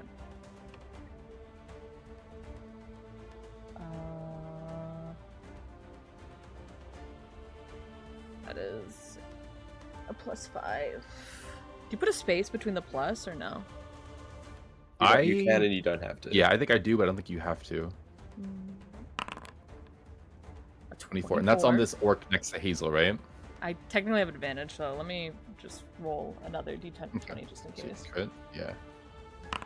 No, but really close. 24. So 24. And then that's gonna be 1d4 plus 3. Oh. Does she have a 1 poison dagger? Must make a a Constitution saving throw. If it's on his Yeah. sheet, then yes, she also has 1 poison dagger. Is it bad if I say this is the poison one? I didn't know. No, that's totally fine. Okay, I don't want to be like, this one hit, No, so this obviously is this would. this is fresh. No, you can use the poison one. There's 1 poison dagger. Okay, so it's gonna be 1d4 plus 3. 1d4 plus 3 for 6, and then I'll roll her sneak attack. Mm-hmm. 2d6. Does she have 2d6? She does have 2d6. For another 6. Okay. And then they need to make a Constitution 15 saving throw. Fail. That's another 8 poison. That is enough. As that dagger sinks straight into their back, it hits like the base of the neck. She kind of yanks out of her boot, tosses it really quick, and you see like a black, like tendrils of veins kind of go at the back real quick before they just crumple into a heap next to Hazel. They are down. Okay, then next dagger is gonna be this one. To the left of Hazel. Okay. Which is just gonna be straight, I believe. 1d20 plus 20, dirty 20. A dirty 20 definitely hits. Why is she rolling like this and I roll 7s? She's cool. God damn it. Moon sucks. Moon sucks. It's canon. Moon sucks. And this is just gonna be just a dagger damage, I guess. So 6 damage? 6 damage. Okay. Yeah. 1d20 plus 5. Second one, same dude since he didn't go down. It's a 24 to hit. It hits. I don't assume she could do enough damage anyway to get him down. For 5 more damage. 5 more damage. They are barely up, but they are still up. And I think that was 3 attacks, right? Mhm. Yeah. I can't move her, but move her back here. Can do. That'll be her turn. All right. After that is Draven. Draven sees Hazel go down, starts running towards her, but then stops, sees the imminent threat that is Garv. And he looks, again, he's having to choose between people. And as he looks to Hazel, he starts booking it towards Garv and does the Markiplier punch. It's a signature move. Yeah! 12. It's not hit. Bonus action, second attack. Mm-hmm. 20. Does hit. 11 points of damage. Oh, actually, you have advantage on these because they reckless attacked. So why don't you Oh, fish for okay. a crit So the and see if the first one. So we'll call that first one hits. That's a Okay. 12 then a 20 on the first one. So okay, so another one at advantage. 24. 24. That would hit also. Like, hold on 1 second. How much damage does the first one do? 11. That is enough. You walk up to Garv. What happens? You look between Petra. You look between Hazel, who We need him is alive. bleeding out, pulled up just as you saw Petra moments ago. Yeah, kind of similar to what I said. Draven rushes out from the shadows and literally does the Superman punch. Like, he looks to Garv, their eyes make contact, and he's just like, this is for the last time, and wham! Right across the face. Is this non-lethal? Yes, this is non-lethal. Okay. You see as flashbacks of the alleyway appear in Garv's mind. Looks at you, Petra, still just absolutely confused what's going on, betrayed, sad, damaged, slashed, burned. Just the worst fucking day of this man's life. gets absolutely fucking mollyrocked once again. The jaw cracks to the side, dislocating. Head spins a little bit unnaturally. His eyes kind of go back and just falls unconscious. Okay, now this is where the bargaining with the DM happens. You do have a bonus action left, if that's what you're asking. Yes. Can I use that bonus action to use the rest of my movement to try and stabilize Hazel? No, Like it's an with- action to stabilize. Okay. All right. You had to make a choice. I had to make a choice. All right. If that's the case, he will move one space closer and take another shot at the next orc, which would hit with the 24. Do you want to get the one that's full health or the one right next to it that has already been like stabbed in the back with a couple daggers?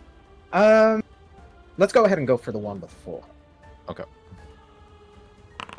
9 points of damage. 9 points of damage. Okay. Also still standing, but they both look pretty injured next to each other. All right, and that's it. After that, it is these humies in the darkness that don't really know what's going on. This one's going to move out 5, 10, 15, 20, 25, 30. Just try to come around the darkness. This one's going to move 5, 10, 15, 20. Kind of get out here. 30. Let me double check there. Do they literally have anything to do other than maybe dash? Oh, they have a light crossbow. So I think the one that pops out is going to see you, Petra. Does not know you. The way that Garv knows you. But that did see like you leading and Garv like trying to go with, like Garv went with you trustingly, so they're not really sure what to do either. I think they're gonna hold their action, holding the crossbow at you, unsure, seeing Garv like down directly in front of you with Draven there also. Wait, no, Draven is there. What the fuck am I talking about? They're just gonna shoot Draven. I forgot Draven was in the spot. Yeah, they're just gonna walk up and try to shoot Draven with the hand crossbow. A light crossbow. That's 10. No. Alright. So they are not gonna be able to get you. The other one is too far and out of sight. The other one is still in darkness. I think they are going to use their action to dash. 10, 15. They'll get up here where they can see you. And this one will also dash. 5, 10, 30. That is them. Up next is the one single rat rider's turn. It is Olma, the kind of tall dwarf. She is back here. Remember what I did for you? I gave you order. You respected me. I think she doesn't really know what to do, so we'll take commands from the party. Essentially, is the command to help Hazel. Yeah, I'd say like as Draven was running, he's like, "Get Hazel now." So she gets in position, is going to run over here towards Hazel, and is going to do a medicine check to try to stabilize. This has to be a 10 on the die. There's no plus or minus here. So just slash R 1d20. It's got to be a 10 or higher on the medicine check. Nat 20. That gets me up, surely. I will say she comes up to you, sees the blood here, and I want to say she's gonna take out of a pouch that she has, like a dwarven family like curative smelling salt type thing, puts it under your nose, and it's just gonna jolt you back up against your body's own will. You're still bleeding out. Your body's already fucking bruised and battered. You got a stab in your leg earlier today. You got the shit kicked out of you like 2 days ago with broken ribs. You've never felt worse in your fucking life. Even when you lost your arm, got your eye cut, the pain doesn't even fucking compare. But you get this like intense smelling salt under your nose like a fucking MMA fighter who just got their shit rocked. You are up at 1 HP. Oh, it's rough over on here, no pal.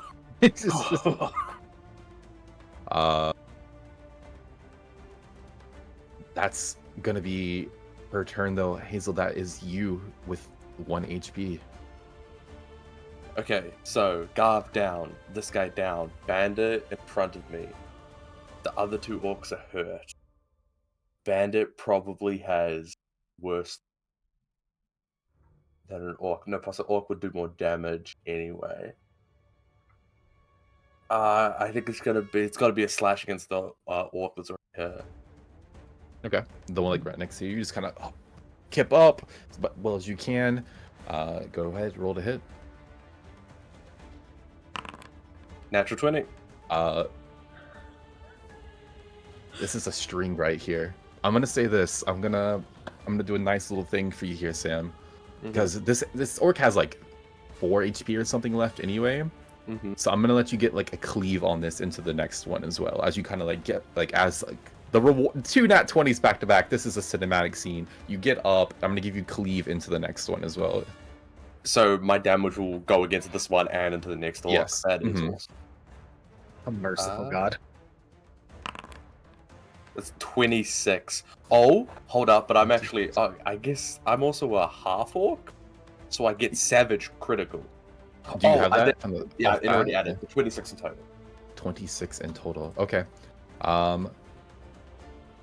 So this is... Okay, plus 20 minus 4 is 16. And... Yeah, okay.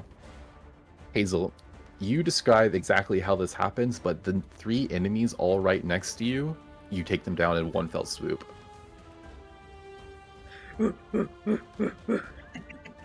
Yeah, I think the Rat Rider Semi-Soul, she lunges forward. She doesn't do a kip up, because I don't think you can do a kip up in chainmail, but like, seen that scene in Venom where the fucking symbiote takes over and he just like levitates up? Exactly what she does. She levitates up from prone.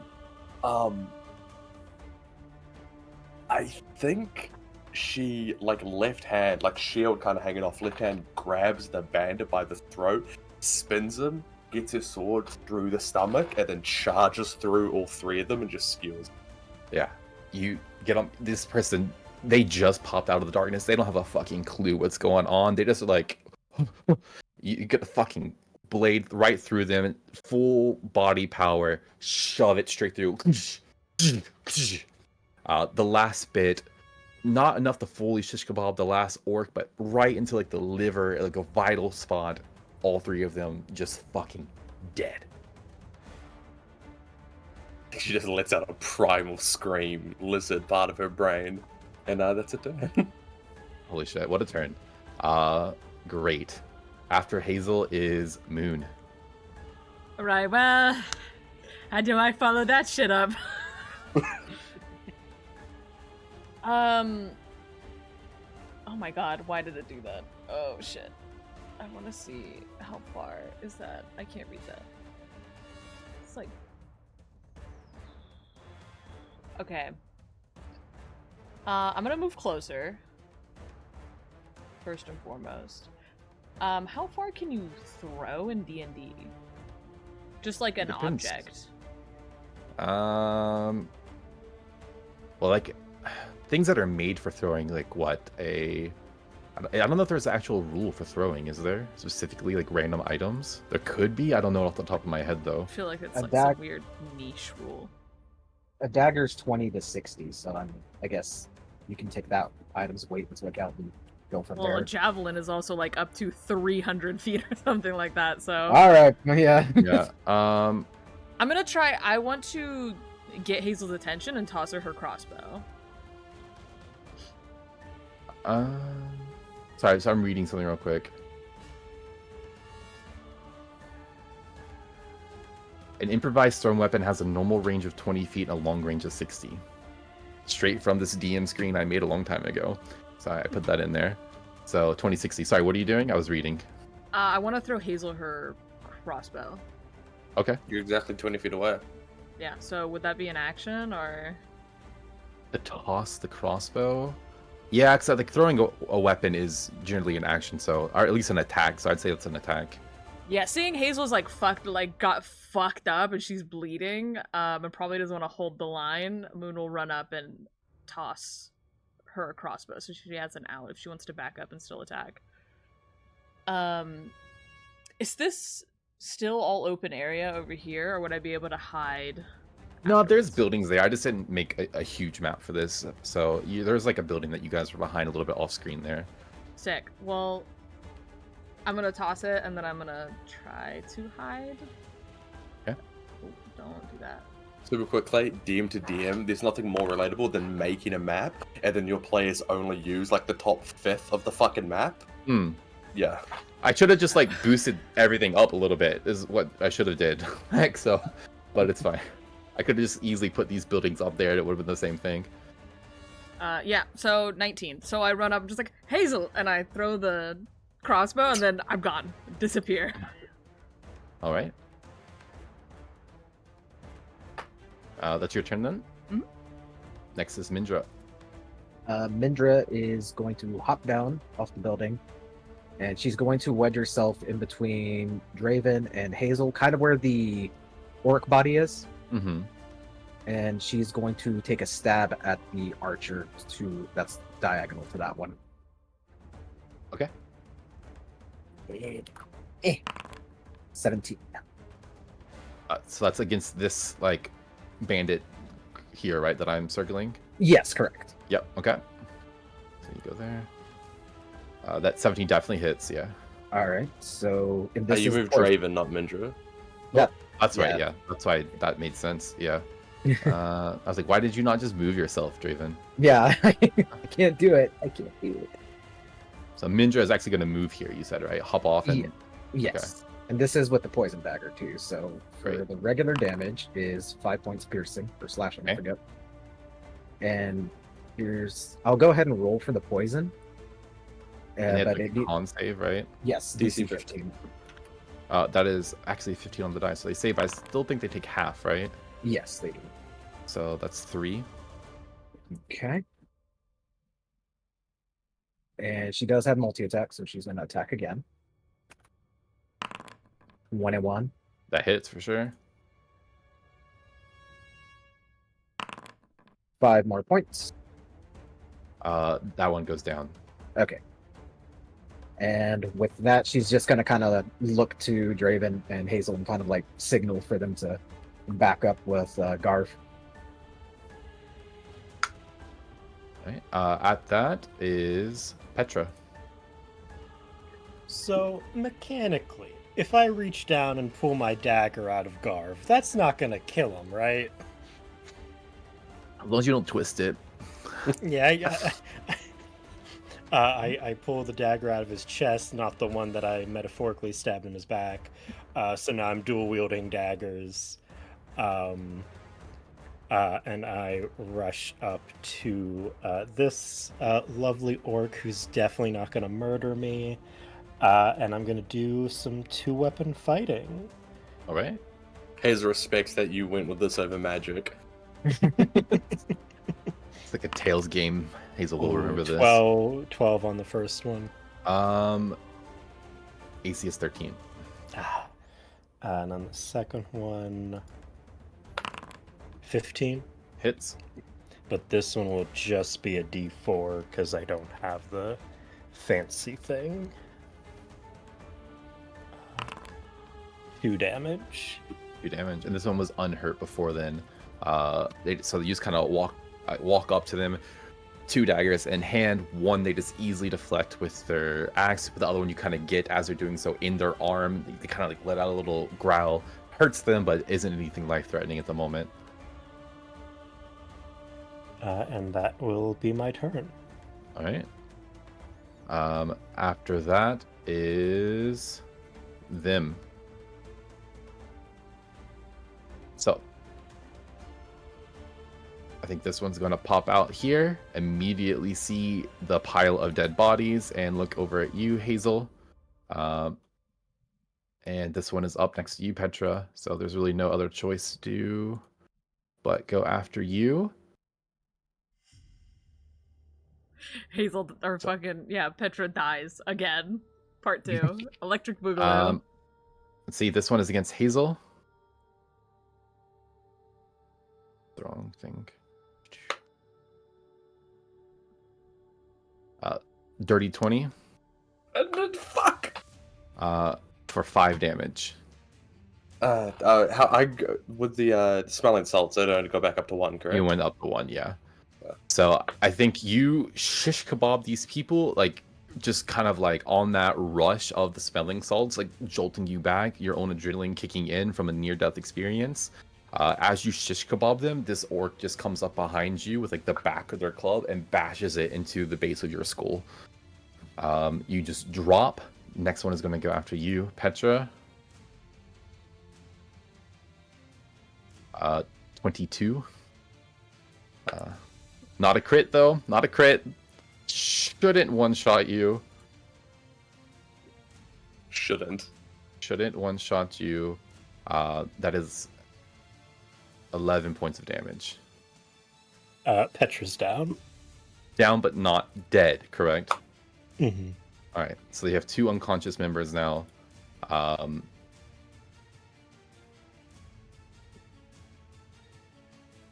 Putting blind. I don't know which one's unconscious, but that's your eyes are closed because you're sleepy time.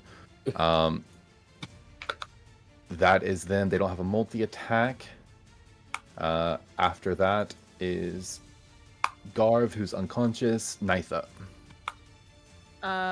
Cool. So there's 3 up. Correct? Mm. This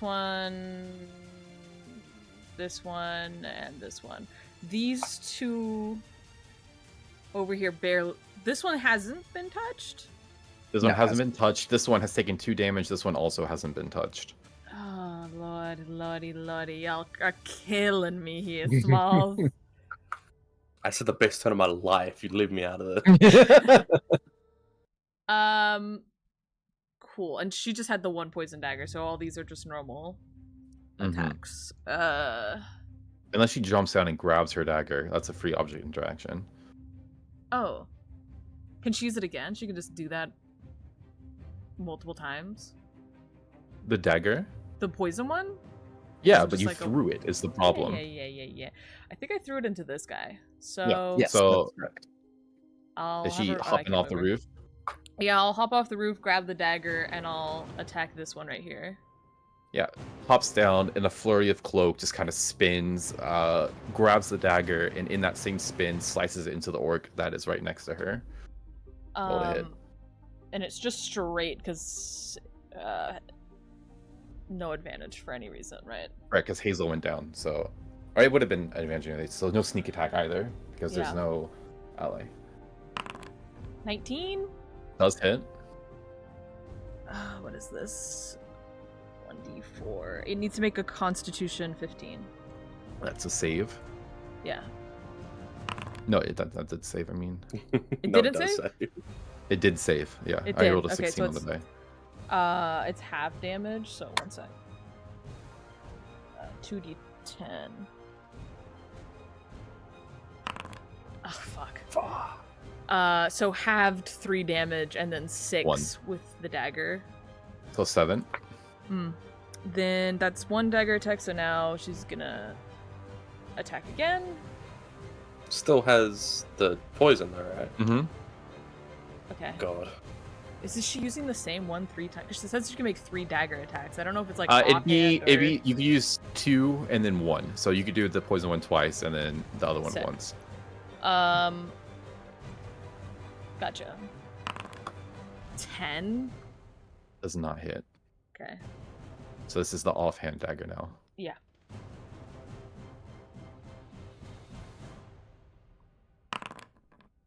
Natural dirty 20. 20? No, it's a dirty 20. Oh, is it 20. 30? My bad. Yeah. 30 20, yeah. I wish. That definitely hits. That Yeah. definitely hits though.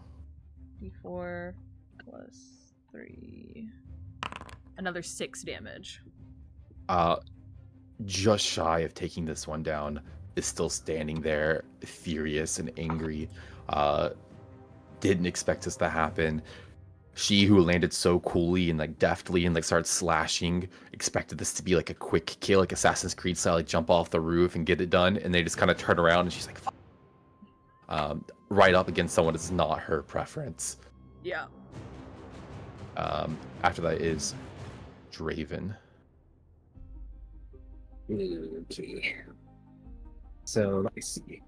Draven's going to first off. Let me see. they've all gone. So yeah, Draven's going to move down here next to the other orc and just start pop. 21. It definitely hits.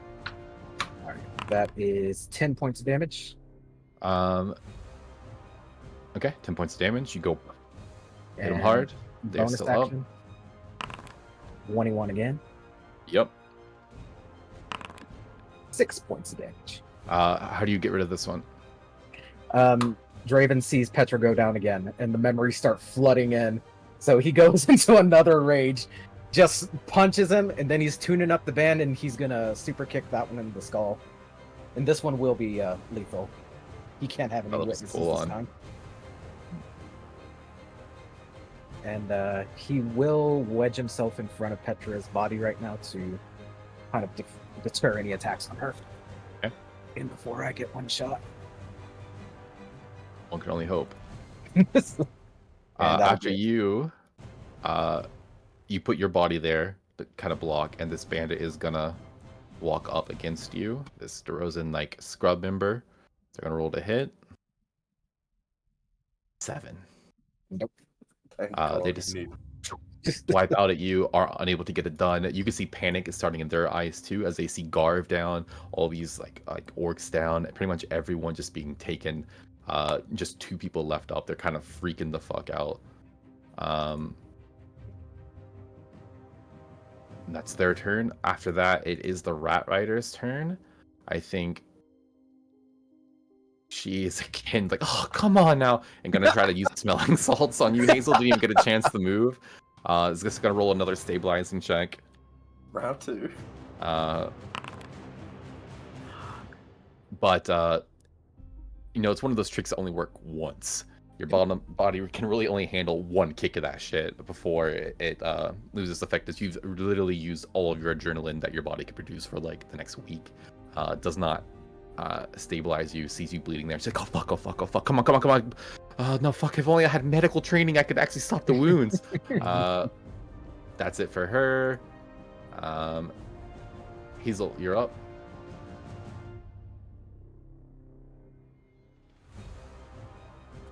Okay, hold up. I need to actually edit my hit points on my sheet so I can roll it. This is gonna be a GM roll.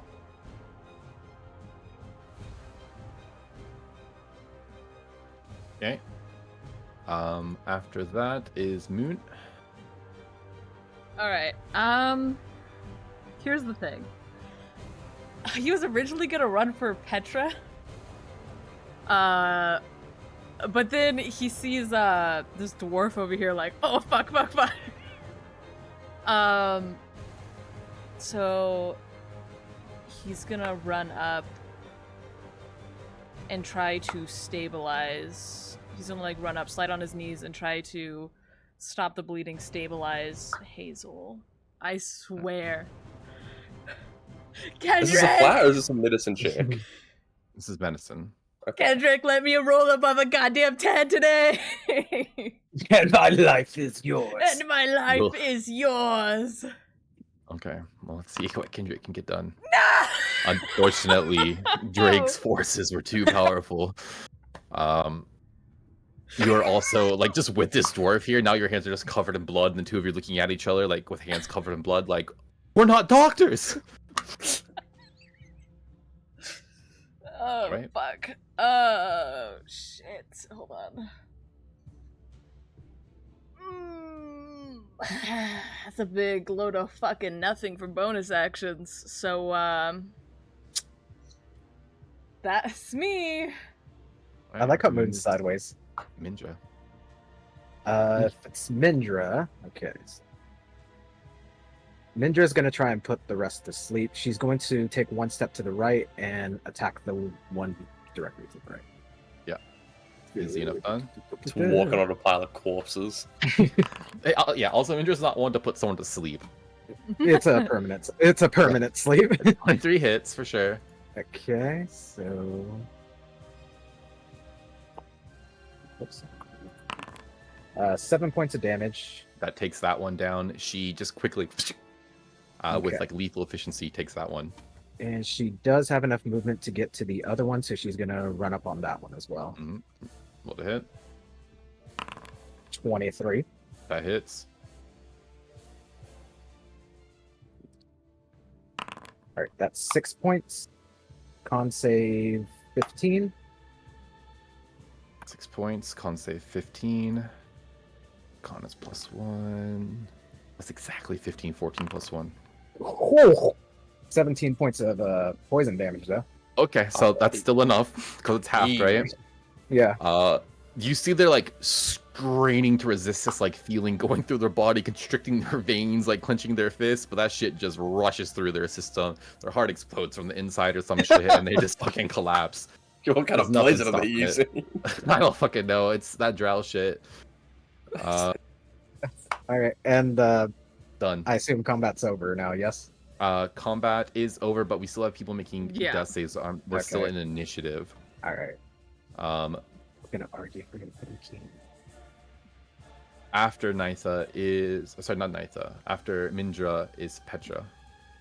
Okay, so before I make my death saving throw, I have a ability called Favored by the Gods. If I fail a saving throw, I can add 2d4 to it. Will you allow that on a That's death it's a save? saving throw. Okay. Yeah. Okay. You're literally favored by the so, gods. They don't want you to be dead yet. Private GM roll the d20. Okay. All right. Great. After Petra is Orc. Dead. Garv, unconscious. Nitha. All right. You know, Nitha, she's obviously actually a nurse, and she's gonna try to stabilize Hazel. Hold it back. I have a little bit of medical training. Does she have anything bonus? I don't think so, right? It's not on Her sheet. wisdom would be the only bonus. She has no proficiency in She has a medicine 10, for sure. so let's... So it's just a straight roll. A 2. I lied.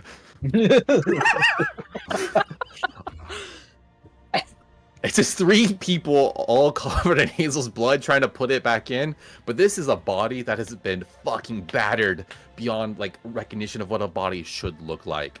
No one is able to do anything right now.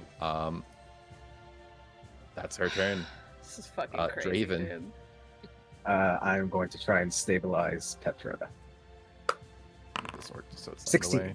Fuck 16. you. Fuck you for doing it first try. Draven, you've had to patch yourself up enough, at least, that you kind of know how to put blood back in the body, how to stop it from coming out. You know, you like rip off like a bit of that extra cloak that's just kind of been going around, like put it around Petra's wound, kind of elevate above the heart and all that shit, just to stop the blood from flowing out. You think she's probably out of danger, at least for now. After Draven is Bandit, the Rat Rider. There's Come on, three of us Rat here. Rider. One of us has to be able to get this. Her ribs are Statistically, it's been broken. happening. Like, She's just sustained so much damage through the day. just takes your hand, Moon, takes Nitha's hand as well, and like, all right, just push it here, I guess. I don't know. I'm just gonna open her breathing passage. I don't know if that'll help or not. Doesn't. What is this? Doesn't. How many failed medicine checks is that? That's like... Let's hope it's not one more. As we go to Hazel at the top of the round. Please make your death saving throw. Should be right.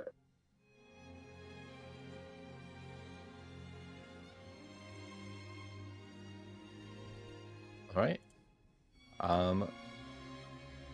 With that, as the 3 of you rush to put the blood back in the body to help this battered corpse of Hazel do everything you can, you see with 2 nat 1s rolled in a row on death saving throws, Hazel's was not meant to survive this battle. Jesus Christ.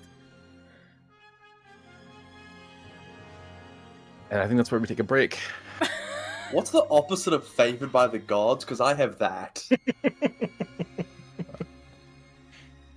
Okay, Come let's- back. Let's just BRB.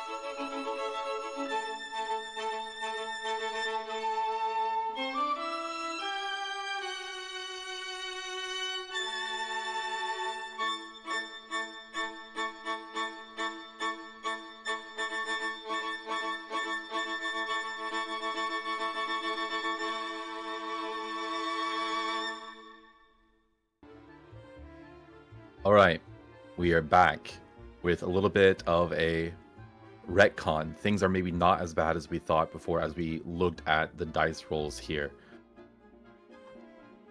Foundry highlights nat 1s as red, but also all failed death saves as red. They were not 2 nat 1s in a row.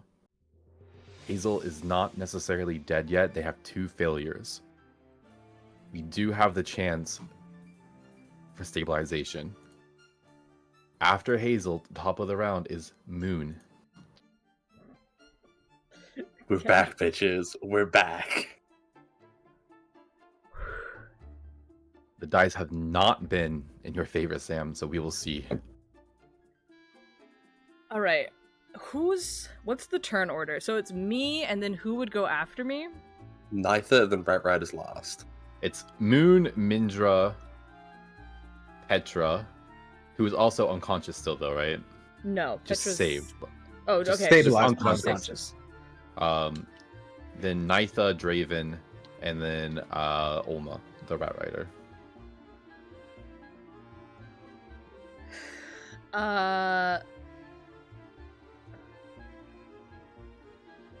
Could I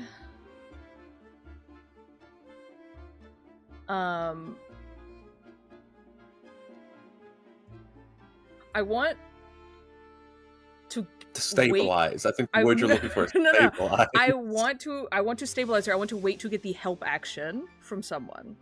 You're gonna hold your action. Hold my so someone action gets you the so help action. so someone could give me the help action on this. Okay. I was trying to decide who, but I guess it'd be Mindra's not with us. I don't know if she'd volunteer herself over, but Mechanically speaking, I think she will. Actually, I don't know that Mindra will be helping you. Yeah. He doesn't give a fuck about you guys, to be honest. I'll have Nitha assist me. I'll just look at her Okay. and just be like, you need to apply pressure. I need to try this, and I'm gonna try CPR. Okay, so you hold until that happens. Yeah, Mindra is up next. Kind of just sits next to you, Draven, like nonchalantly starts like cleaning her blade off. So how are we getting his fat ass out of here, huh? Oh, fuck, we need to fix Hazel first before we get there. Fuck. And you see she's Draven still kind of alive. like panicking. Oh, that's yeah. Oh, No, actually, she's the she's one person. alive. Is she still alive?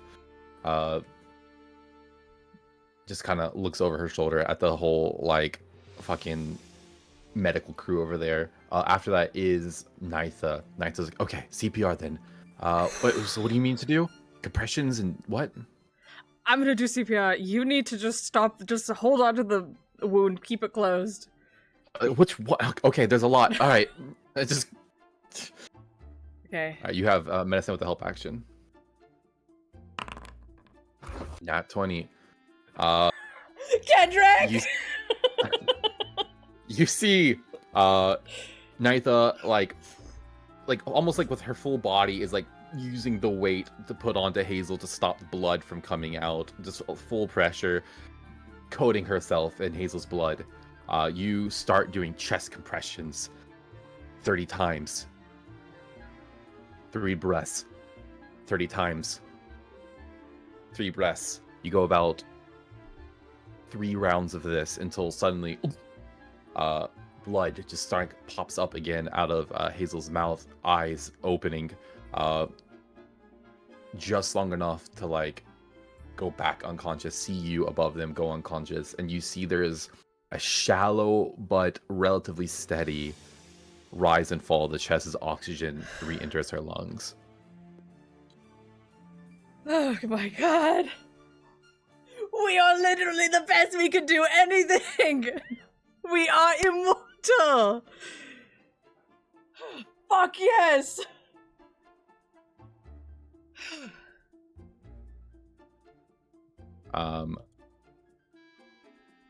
Nat You guys 20 should go.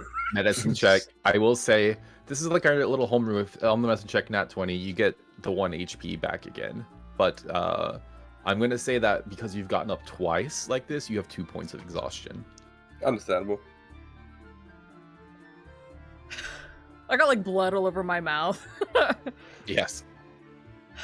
Just coated in blood all Yeah, over. I think Hazel directly put blood in your mouth as they coughed up. Okay, we need to go. Yeah, we need to get the fuck out of here. Mindra, can you still do that levitation thing? Levitation? She has levitate as an innate spellcasting thing. Oh hell yeah! Okay, she does. Yeah, you're right. Levitate. Yes, it's easy. You lift one body, but you want. I might have a solution for that. And Draven takes out some of the rope, places Petra on top of Gar's body, and ties them together. I don't know if you will allow this, but technically, she will use it on Garv and lift. Okay, with the levitate spell, you can be moved, correct? You can't move, but you can be moved? Like, could you balloon Levitate? Someone? I think goes up and down. I don't know if levitate goes... We could they can't move, but I don't know if someone okay. can push them from that spot or not, is my question. You can I'd have to look at the spell again. Rises vertically up to 20 feet and remains suspended there, so we'd have to pull them across. Which, if they're tied by rope, you know. Is there any kind of, like, weight limit on that or anything like that? 500 pounds. I would like to think... You'd be fine with 500 pounds, I think. I think Petra is not that big, and Garv isn't 400 pounds. Big fucking dude, but not 400. So you'd be safe with that. Obviously, you're not bringing his axe or anything with him. You make a fucking balloon animal, Petra and Garv, and you just start pulling them, I guess, towards the wall. Yeah. All right. He's technically higher than the wall, too, isn't he? Can be. I think it's up to, right? Does it have to go to the max? Up to 20 feet. It doesn't. So up to. So you could go like 13 just to kind of barely get it over the wall. But I think as you make this Garv balloon, there are like a couple people who are going to see that from afar. Well, can I argue that we drag or carry the bodies to the wall first and then? That's fair. That might make sense. Hazel can lift 280 pounds. Is how much he can lift. So I was just gonna have her lift Garv if he was like around there. I also googled orcs. They can go up to they're like 230 to 280. So I think Hazel should be able to carry him. So she could drag him and then you can float him. All right, yeah. So yeah, you guys start to the wall.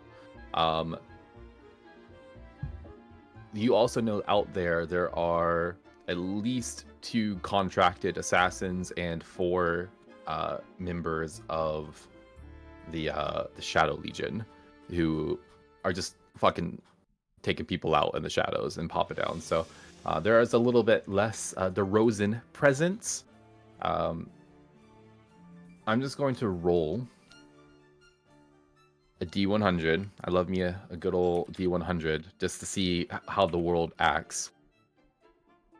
Under a 15, a small patrol is going to come your way. Under a 15. 44. You get to the wall safe. You start...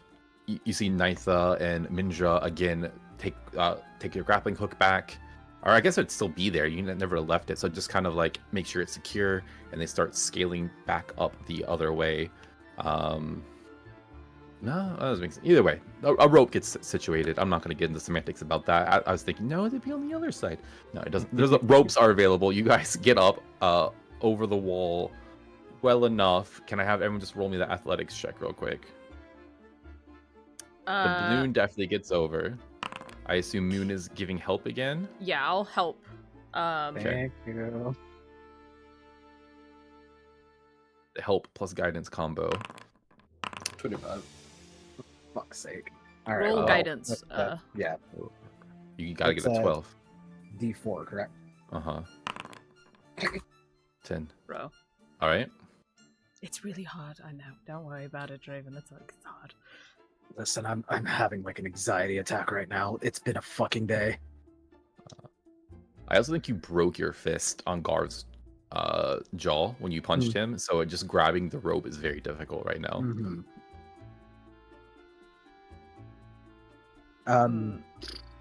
So they get over. Everyone else is fine except for Draven. And me. Moon and Petra haven't tried yet either. Well, Petra's just on Petra's- Draven. Petra's Correct. on. Oh, you have a climb speed, yeah. No, she's I'm also, She's unconscious. I'm She's unconscious. Oh, She's on the unconscious, yeah. Sorry, there's a lot of moving parts. I'm thinking ahead to like what happens in the future. So Yeah. Can we try tying the rope to Draven and see if we can pull the other people can pull him? Well, there's like 2, so tie one. yeah, I'd say there's probably enough people here that That they can hold Moon, it. do you try to get up first as well? Since Draven's last, he'll give you the help action if Okay. that's. All right. So I'll try to hop over and I'll give myself guidance. Well, it makes it. Yeah. Oops. So just Draven. Draven, you start tying yourself, but it's taking a little bit longer. Oh, I also need to roll for the Rat Rider for Olma. 20. Is there a way to do advantage? Like, I think if you roll both of them at the same time, it just adds the total, which is silly. it'll break it down, right? I can look at. I'll try that. So, a 17 and a 15 on the die. Those are both really good. Olma gets over no problem too. Draven, I'm gonna roll another D100 as you're like struggling and taking a little bit of time. On a 5 or under, a patrol finds you over here. Small chance, but possible. You think that chance might grow if this doesn't work. Mhm. Everyone starts grabbing and trying to pull over, but just the way the rope is, it's not like an easy pull. You have to try to help along, Draven. Go ahead with advantage again. Try once more. Yeah, for fuck's sake. What is these? What is this? This is bullshit. What are these rolls today? I Mhm. passed on my now- bad luck to you. An under 10, a patrol finds you. What are you doing, Draven? Hazel's gonna run up to the wall. I remember Moon hid behind a barrel when we first jumped over. Grab that and bring it closer. Yeah, Draven will get the barrel and push it closer to the It is wall. a full barrel. It is absolutely stacked. This thing is fucking heavy and not easily movable. How much can you pull? That is a good question. My Because we're strength score- talking like a couple 100 pounds, maybe. I have a +2 to my strength, 14 in total. 14 plus 15. No, 14 times. 14 times 15? Yeah, 210. So All right, let's roll a /R 1d4. This is how many 100 pounds this barrel weighs. okay. 400 pounds. The bitch, the heaviest. You could have full of one or lead. two would work.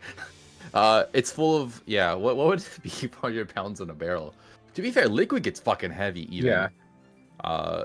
If I don't know if this will change it any, but if that's the case, can I just attempt to push it on its side instead of like picking it up so it'll And roll roll it? naturally?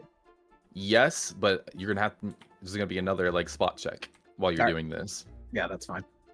We are now at under 15. It's gonna go up 5 increments every time. 50 gallon barrel of water. What the f? 2 orcs see you, Draven, trying to deal with this barrel, and they start rushing your way. Does Hazel see this? Hazel's on the other side of the wall, right? Crazy. Anyway. You have Um, Draven run around like solo at this moment. 2 orcs heading straight towards you. If that's the case, Draven's just gonna. From the direction of the gate, where are they coming from? Are they coming from the direction of the gate, or are they coming Probably, from yeah. Okay. Mhm. Damn, that's crazy.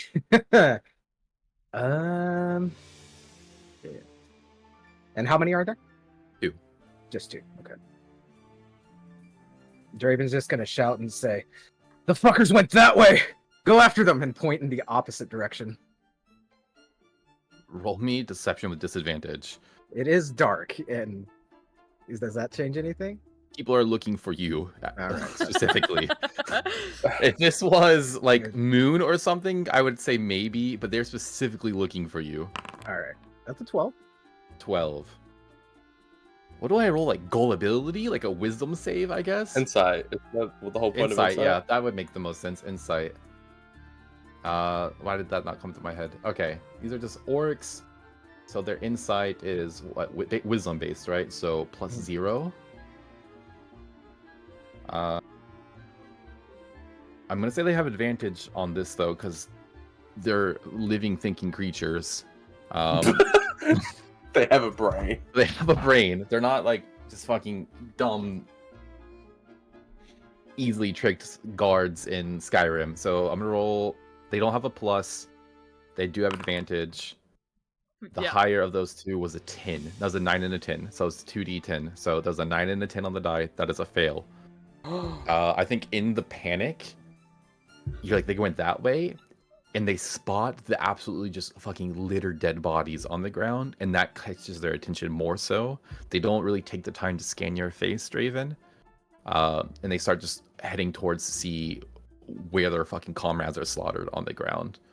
You'd think, though, if you take much longer and do anything that's suspicious, like moving a barrel towards the wall, they're gonna catch on pretty quickly. They're not out of, like, eyesight. How far away is the gate from our current position? I think maybe like 150 feet. 150 feet. Okay. Debating if I want to just go for the gate. Leave. You do know that's where the most people are. Mm-hmm. Did Hazel hear him scream? Like, yeah. Over there. Like, Yeah, I'd say it was loud enough to be heard. Okay, Hazel's gonna fucking one last thing, and then Hazel's got nothing. But she's gonna try to find Draven through a splinter in the wood or something like that. Be like, okay, last try. And she's gonna shove her sword long ways through the fence and say, climb up on this, I don't care if you snap it. And see if you can use that as a step up over the gate. Okay. I like that. I'm gonna say that you're gonna have to make to give this a stake, to actually make this like a new type of roll. Your sword literally is in grave danger of snapping from this. So go ahead and roll your athletics check to try one more time. Just regular or with advantage? Hazel's giving you the help action. Okay. 21. 21. Roll me a d20, Sam. You want above a 10. 3. Draven, you hop up on the sword, use it as leverage, able to pull up, kind of jump, grab a spike, use your good non-broken hand to come up, and you just feel with like the weight as you're kind of pulling and pushing with your foot, that blade just fucking bends completely. Hazel, as you like try to get it back out of the wall, it just snaps. The blade is just in half. You do get over though, Draven, and all of you are on the other side of the wall. You see that Nitha and Mindra have already taken off. With the body? Because the levitate's on Mindra, right? She has the levitate, but she doesn't have to like concentrate, right? Okay. I don't Or think so. I don't. She has a concentrate, but she doesn't have to like stay within a certain range. I don't think. No. Yeah, you're right. So I think it's just on there, and she's not the one who's dealing with the body. Okay. She just concentrates on the spell. All right, we need to go. Hazel, sorry about the sword. We need to go now. No, I told you could snap it, and she starts. Fucking, is it Ulma? Who's the dwarf? Ulma. Yeah, Ulma. Ulma. Where's the wheelbarrow? It's over here. It's over here. Follow me. I remember exactly where we put it. She starts running off. Heads you towards the wheelbarrow. She knows where it's left. Her and her crew left it there. The other two rat riders are not anywhere to be seen at the moment. All right, how are we gonna get him to Crowdspire? That's a good fucking question. First off, we need to get into good territory. We can go back to the Shadow Snake territory. That's actually a way better step one. Yeah, look. Can we cover him with the blanket? Put him in the barrel, cover him with the blanket so that it looks like we're just wheeling supplies? Yeah, I've got the curtain here. This fucking curtain covers them with the curtain. Paying off.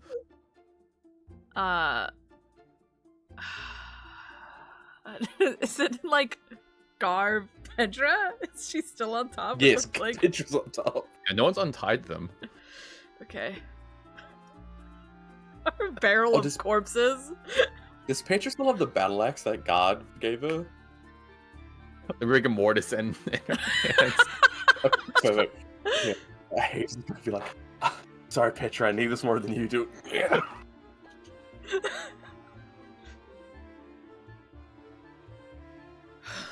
Hazel will do the wheelbarrow. Right, so you put the curtain over the bodies. It more or less covers them. If anyone's looking too closely, it's going to be obvious, but it wouldn't be the first time bodies are wheelbarrowed around in the Crimson Cage. So y'all start heading out. You do know that there are still possibly patrols of the Rosens, those like 5 to 10 size squads, as there were 6 of them out here originally. They could still be patrolling. We'll try Does anyone want to to. be bait?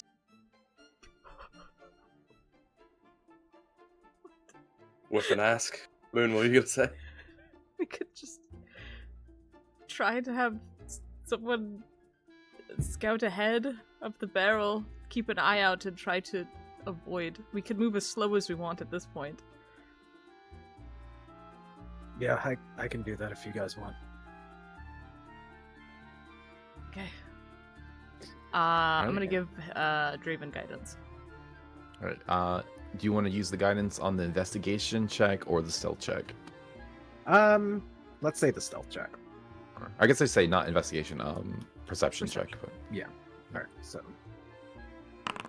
that's a 12. Let me add that guidance. 16. 16.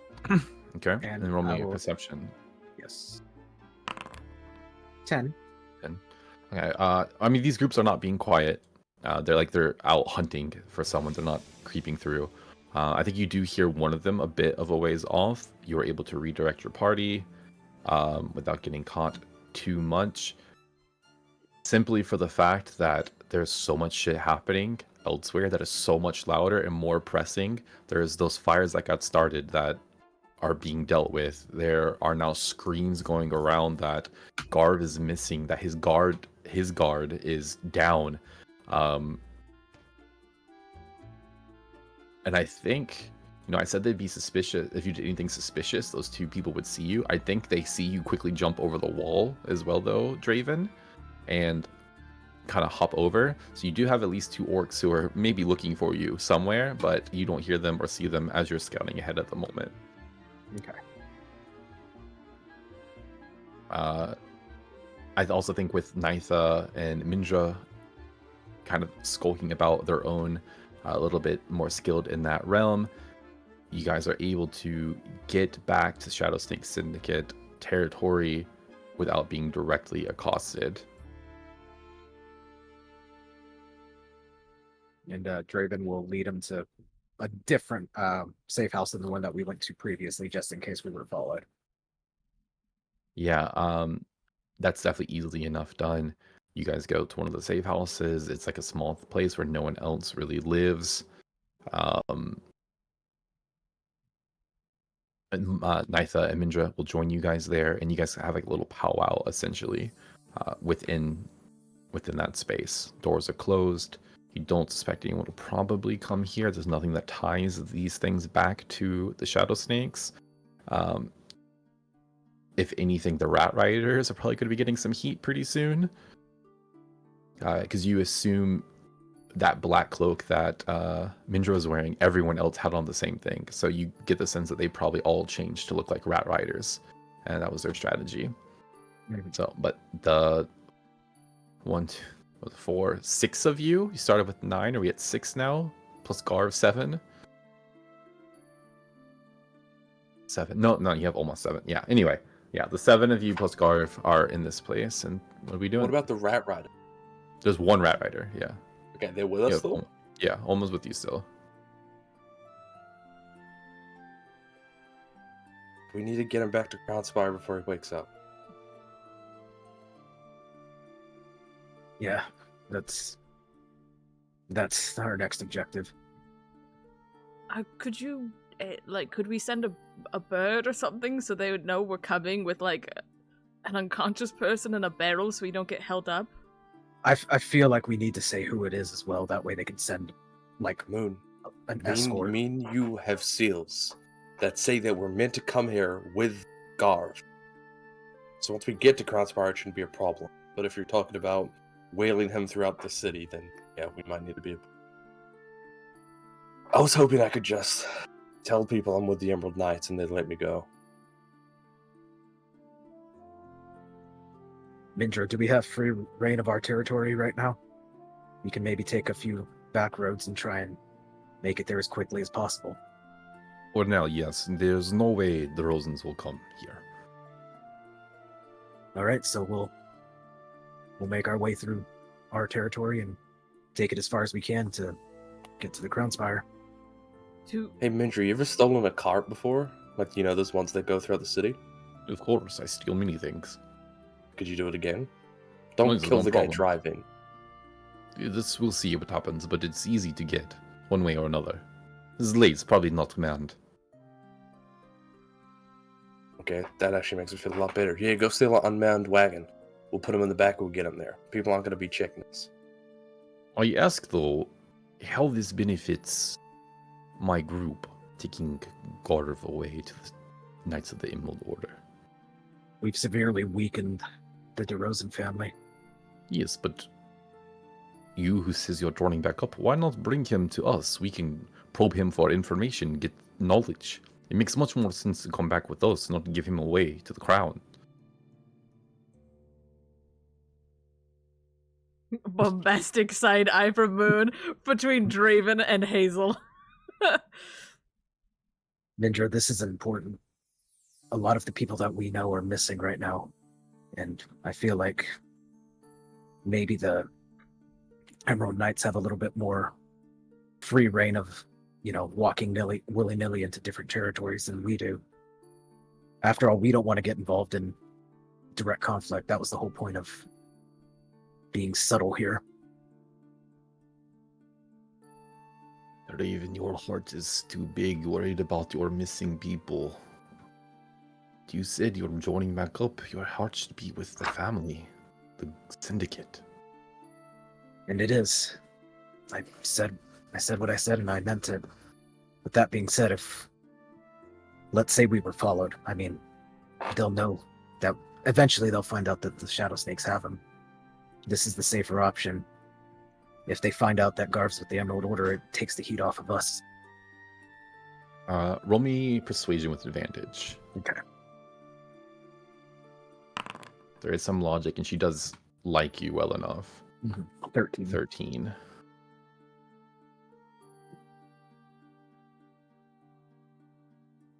I will help you get Garv where you need to go. But you know who will not be pleased. This is an asset that he's losing. You will have to make it up for him, and it will not be my head for it. It will be yours. I understand. Come back soon, and I mean very soon. I will. He will want to have a meeting with you. You have my word. She puts her hand out for you to shake it. And he shakes it. Oh. All right, then I trust your word, Draven. You have always been man of honor. Aye, night though. We go steal cart. Come on. Yeah, blades aren't done for the night yet. And she hops out the safe house. The two of them are fucking fine. Neither of them got hurt at all. They're legit good. They just kind of run on out. Going to procure a cart for you guys. I feel like when Mindra was like started like, why don't we just take him? Hazel's like slowly white knuckling her new battle axe, but let Draven diffuse the situation. And she's gonna take a nap in a chair until they get back. I think if you did attack, that would have been the end of Hazel, most likely. She is a woman of morals. Ew. No. But it's just you and Olma left. During this wait time, could I try to wake Petra up? through a medicine check at all to get her conscious, or is that not? Generally, I'd say no, but with the effects of almost smelling salts canonically being quite potent, I'll say roll a medicine check, and if it succeeds, then it will wake Petra up. Okay. Can I guidance myself? Mm-hmm. And you get help from Olma. All right.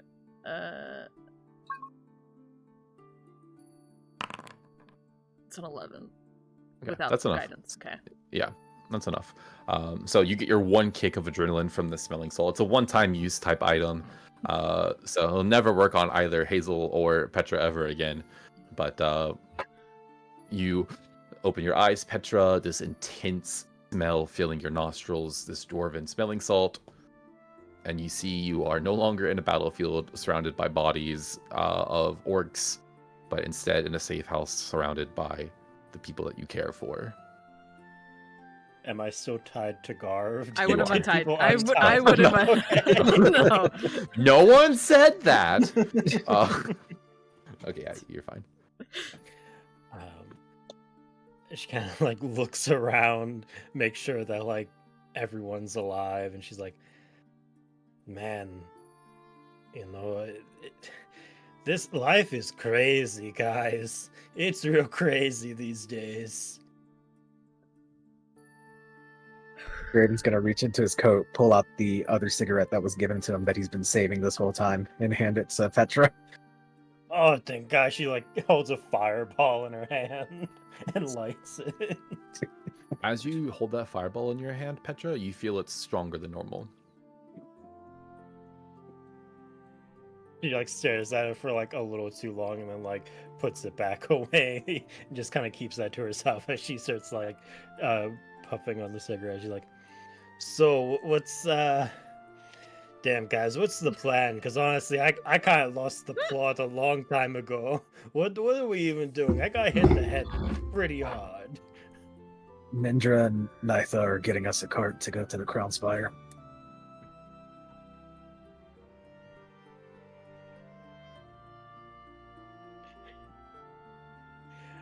Okay.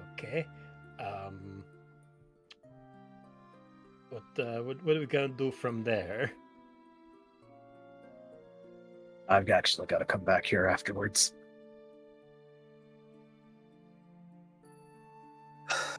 I think Hazel like rolls over in her chair that she's sleeping in to answer Petra.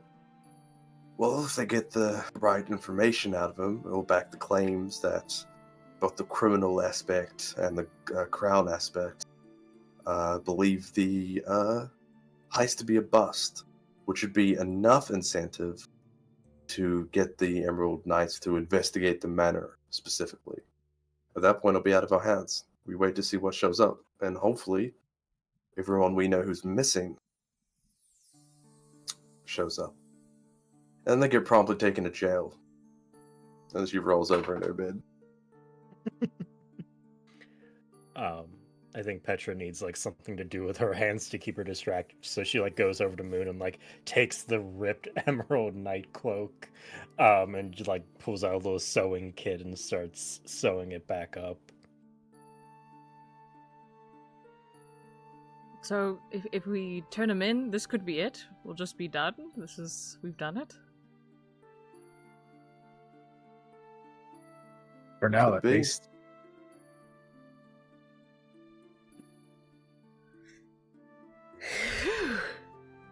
How much longer does this drug work, by the way? How long has it been, and how much longer till I crash? Not long, I think. Okay.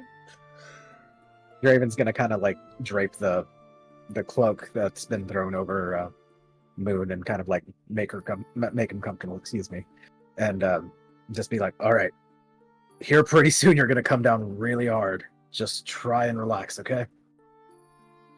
I don't know what you mean. I feel so good right now. I feel like I could go for another jog, actually. I think I could. No, I'm gonna start doing jumping jacks. I'm feeling actually really great. Look, I'm really limber. I think that I am invincible. As a matter of fact, I am invaluable. Whatever that means. You That see, means just strong, right? just keep the same attitude afterwards, but you might want to sit down. Okay, I'll sit down. Good job. And Raven will just kind of like pat, preparing for the inevitable. Yeah, I think it's almost like as you sit down and let your body ease, it goes into like shock suddenly. And you have like a mild cardiac arrest moment. And you feel all the veins in your body tightening, and you start spasming with your arms and your legs, and you go unconscious. Like immediate just seizes as a fucking seizure dies. No. Which I guess that brings me to my next. Is this like a life or death situation, or does Draven know enough from what Nyx told him to see that like this is normal? You think this is more than normal because there are multiple substances in Moon's system from this night: alcohol, Rizium, and Jolt, all at the same time. Even if like coming on the come down for one that it's still in his system. Go ahead and make me a medicine check to see if this is life threatening or not. All right. 12? Oh, guidance. Guidance, If I can still. 14.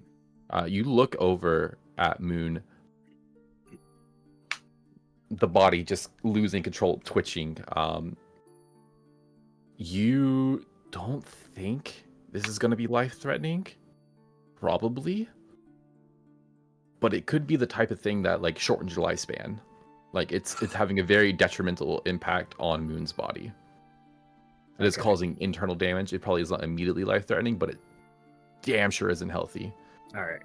If that's the case, Draven's just going to hold Moon and kind of like keep him still just to prevent him from hurting himself anymore, and hopefully kind of ease the symptoms.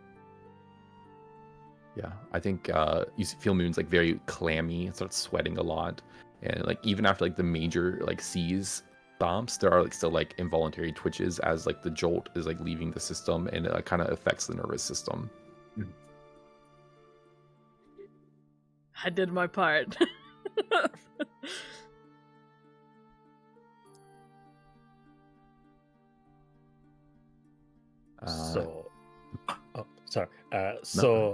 I don't think all of us are fit to go to Crown Spire.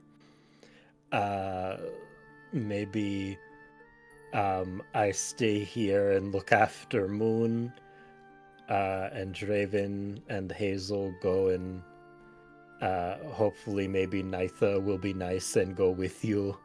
Actually, this works out for the best because I only have 2 passes into Crown Spire, so only 2 of us can get it anyway. Yes. But before you go, Hazel, let me put this cloak back on you. I sewed it up for you. And she's gonna go up and put the cloak on Hazel, and while she's doing it, use a cure wounds on Hazel again. Oh, thank God.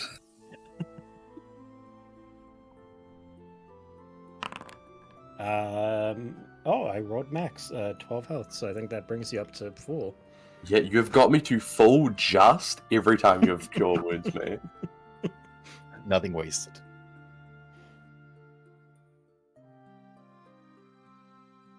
Whoa, okay. I still think my ribs are broken. I'm covered in blood. And I might have a concussion. But I think I'm doing good. It's been a hell of a night. Yeah, it was awesome though. Draven kind of shakes his head.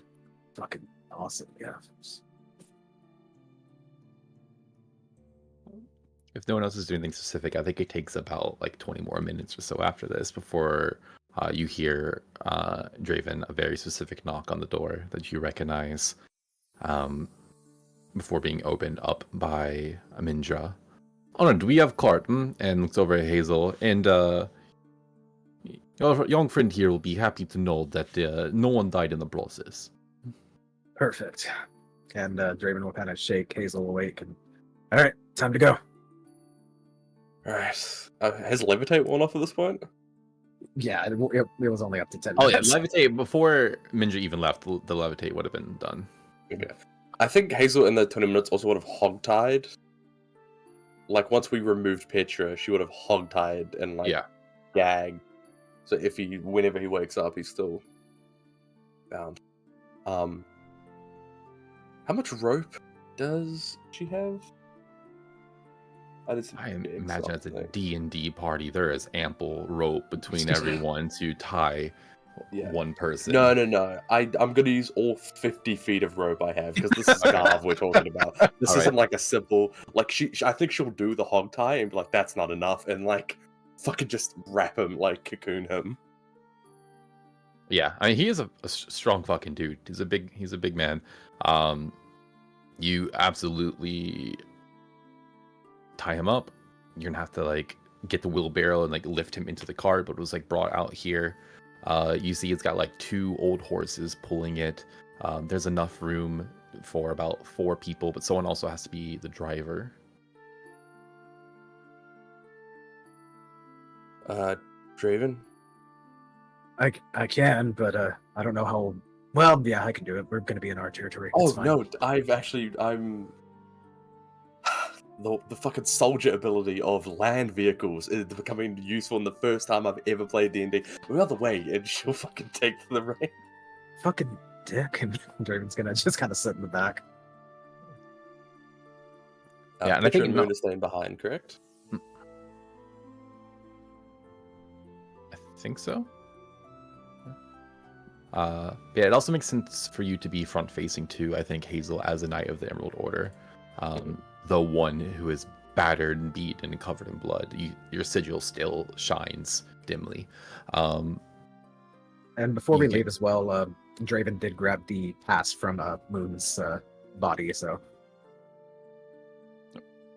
Yeah, that's easy enough. So you have your 2 essential, like your documentations there.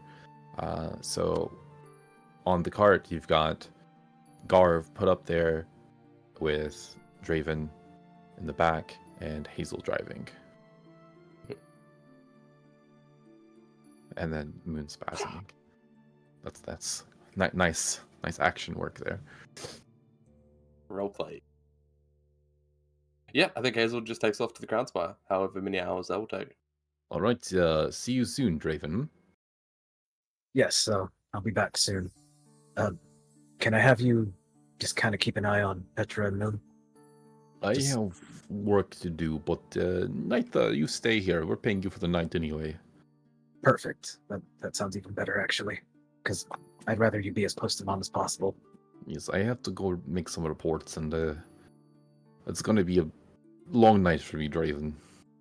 I really appreciate this, Mindra.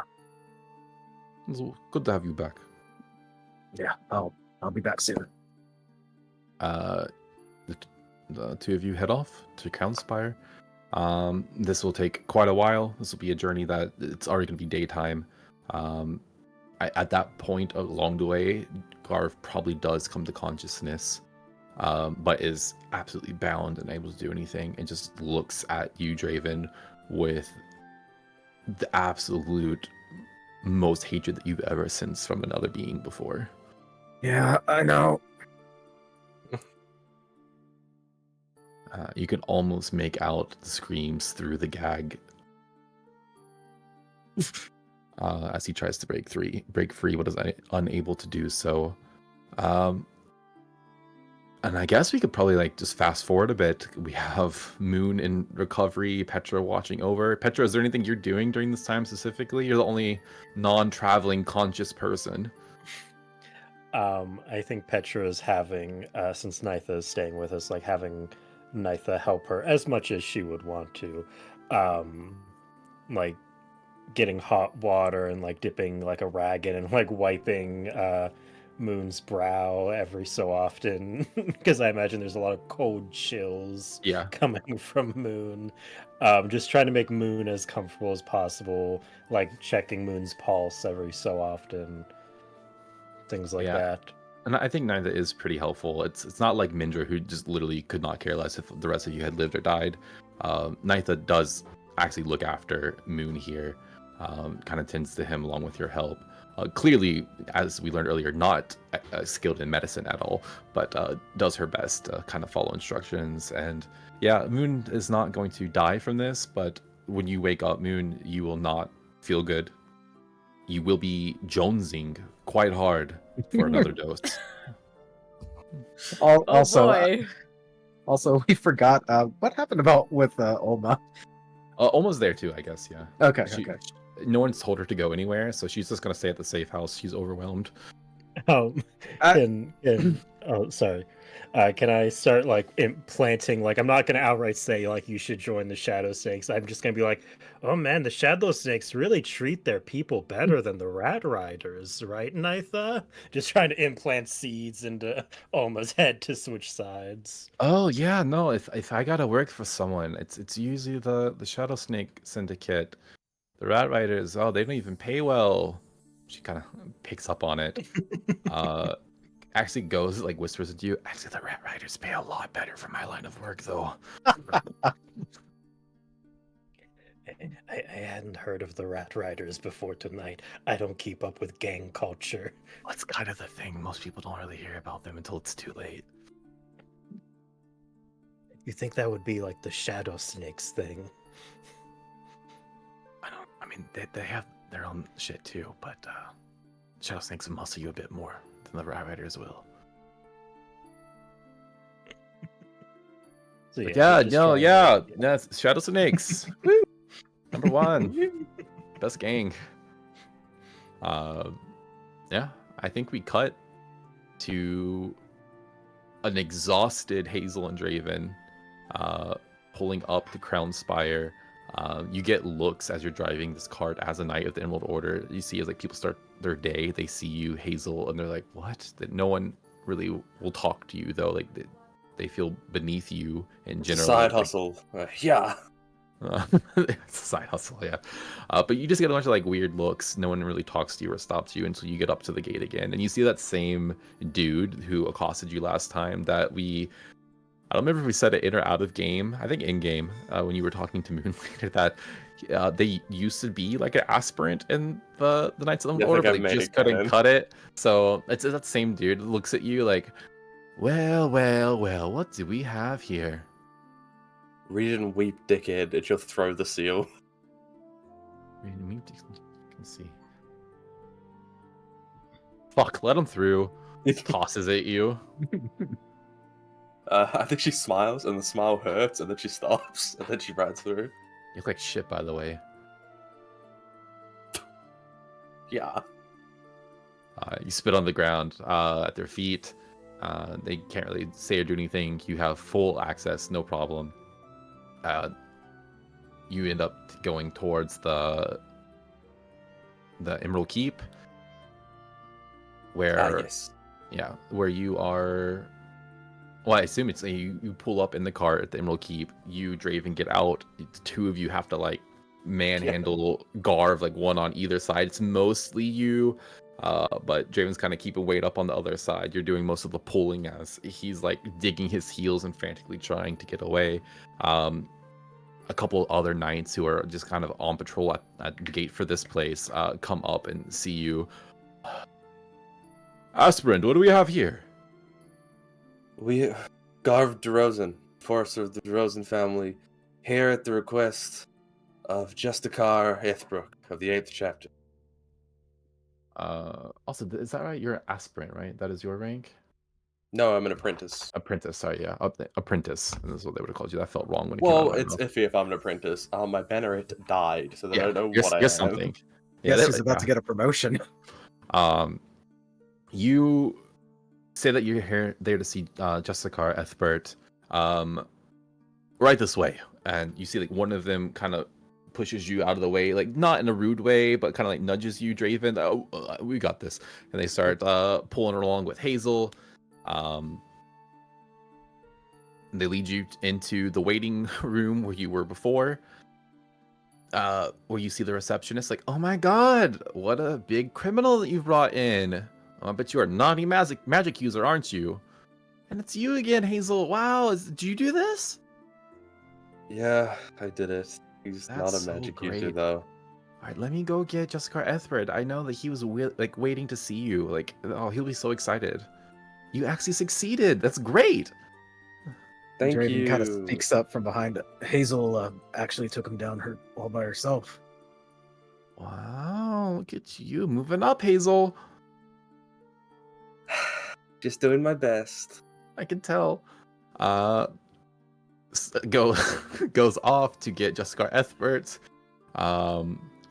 Doesn't take long before you see he actually comes out of his office directly to see you. Hazel, wow, and Garv DeRozan, I see, just like gets up in his face and like pokes his nose a little bit, very disrespectfully. And your friend, we met, if you remember me, at the procession. Odd that Yes. you were there. Great though. Well, I guess you succeeded your task. Let's go talk. I want the details. Yes, please. I need to sit down. You see he calls towards the receptionist. Go get a couple of the knights. Take this one. Put him away. We'll talk. We'll deal with him later. Just put him on the seat for now. He's not going anywhere. He tries to get out of here. We'll cut him down. You two come to my office. Yeah, Hazel goes forward. And you see as you're going through, there's like a little bit like it's the daytime now. Like people are up and about, moving around. This is not just his place, but this is where a lot of the 8th chapter works. He is in a more of an administrative role, but there are people from other chapters too that are doing this and that around here. But it takes you into his office, closes the door, gets behind his chair, takes a seat, kind of crosses his fingers, looks at you. Wow, I gotta say, Hazel, I didn't really expect you to succeed, but look at you. You gave me an order, Justicar. I filled it to the best of my ability. Oh, yeah, you look like you took a wallop, but I guess it didn't go easy, huh? No, we I tried to cost him in an alleyway in which he escaped. So I trailed him back to the DeRozan compound. And in another battle, I got him. You went to the DeRozan compound and you got him. Yes. Hazel was Oh. very brave in leading the attack. And well, that leads me to a couple questions though, Hazel. I'm curious. You've either broken one rule or two. Tell me, apprentice, were you out of uniform outside of the barracks? Am I out of uniform now? No. So does that mean you went into hostile territory without direct permission or an officer accompanying you? I took Justicar ordering me the apprehension of one criminal as permission enough, sir. Right, but you know things are a little tough with the whole Lagazi-Rosen situation, right? There's a reason we can't really act on him. I guess I can't really go into that too much with you, but what you've done, Hazel, could start a big incident.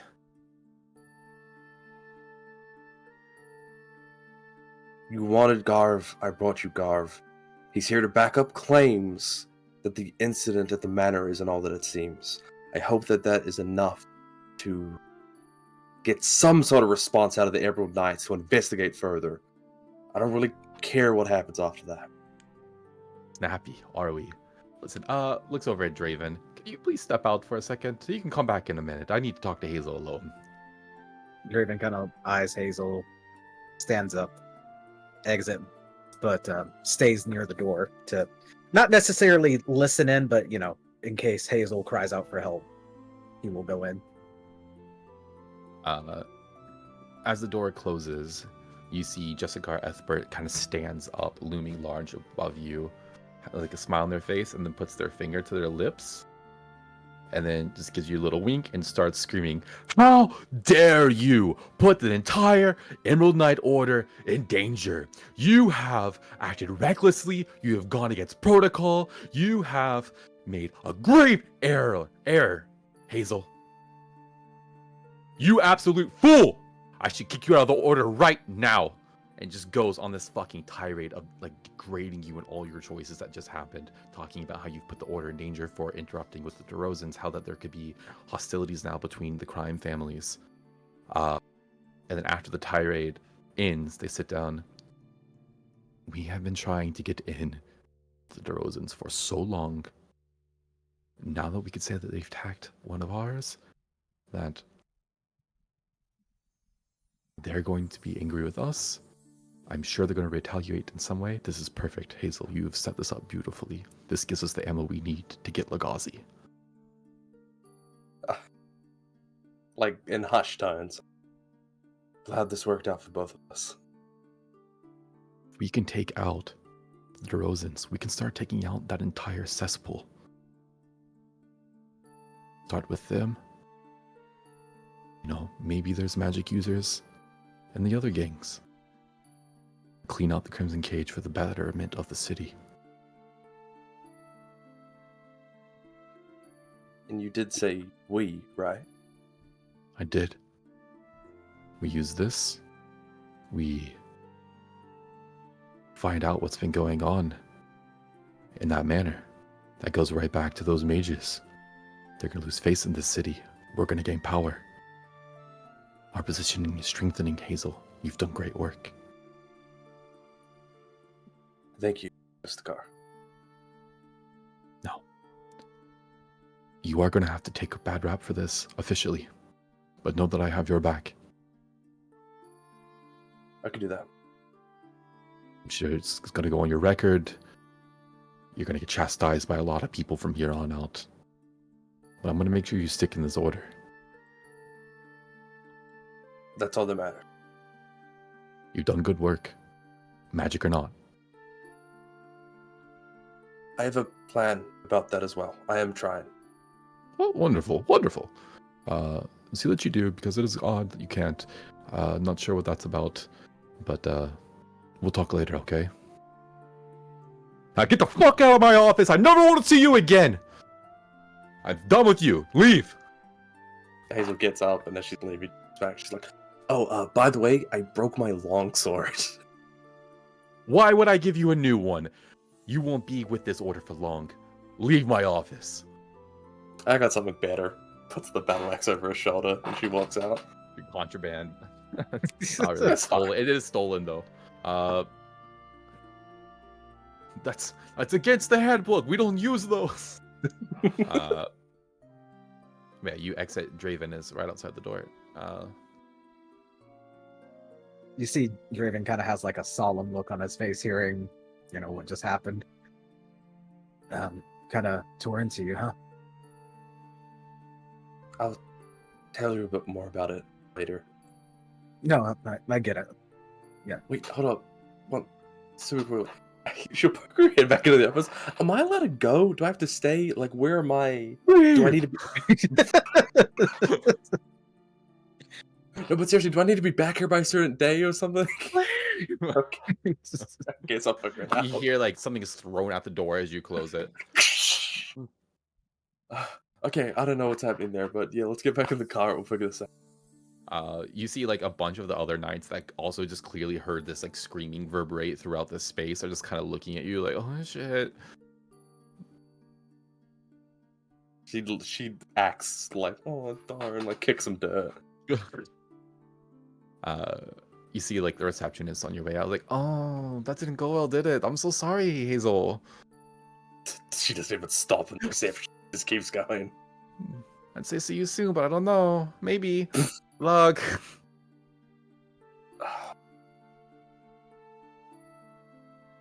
As we're walking out, Draven kind of like turns around and kind of just like, not like directed at anybody, but it's like, you know, the Emerald Knights are lucky to have Hazel. And he's kind of stomping off.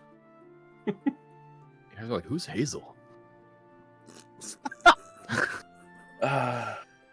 That does check out. It's like walking out of an army barracks and being like, "You're lucky to have John," and like leaving.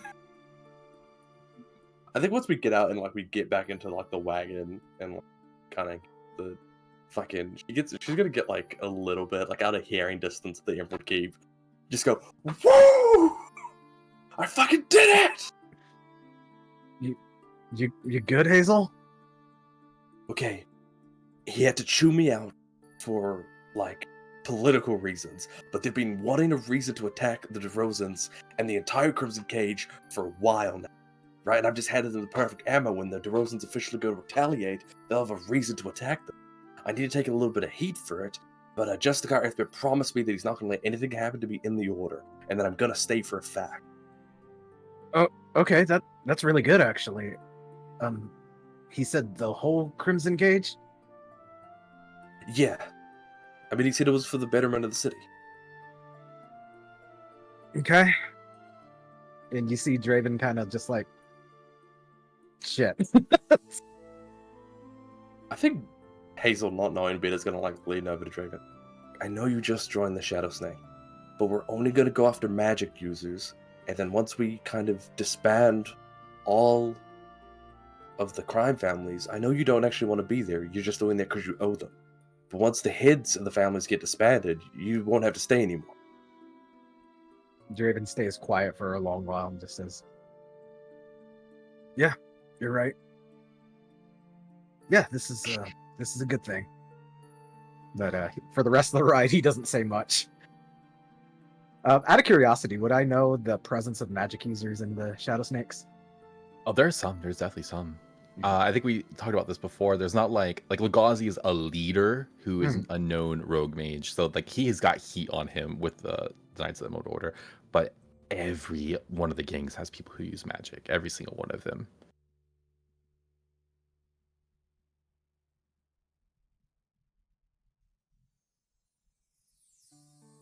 In the cart. Just like, oh. It's another long, awkward journey back. It's like another like fucking road trip essentially day. Where are you heading back to? Shadow Snake territory, I suppose, right? Yeah, I think we'd pick up the rest of the party and then would ask if we want to go back to either the plant shop or the waterways, back to Petra's place. I think actually before that whole scene takes place, because it takes a long time to get there, you probably would come back to like a consciousness moon, seeing Nitha and Petra tending to you. Put me back down. Yes, just rest. No. Just rest. I've got many children through withdrawals. I will get you through this. I'll be here with you. Put a pillow over my head. Put me out of my misery. I'll put another one under your head to support your neck. Just knock me out. I don't want to live, please. Just end it. You are acutely aware of your entire nervous system. Petra, what the fuck did Nyx give me? What did he give me? Listen, I don't trust Nyx. Next time I see him, it's on sight. Just apologize for punching him. No, Nyx, but what the fuck did he give me? But yeah, for right now, we just need you to rest. We drink some water, hydrate, get some calories in you. Just need to keep you off the drugs. That shit bites. It bites. Why does it bite so much? Why would someone take that? Exactly, Moon. Why would somebody take drugs? I mean, the other ones cannot be as bad. This is bad. This is a bad one. So you want more? Bad. Every time in the future when you think about doing drugs, remember how you feel right now. I remember. I want more. I want more, Jolt. You think only Jolt can make this feeling go away? I feel like if I take more, I'd get better. Petra, I'd get better. No, more will only make it last longer. Kill me or give me more, please. I'm not going to do either of those two things. I have horrible heartburn right now. Why?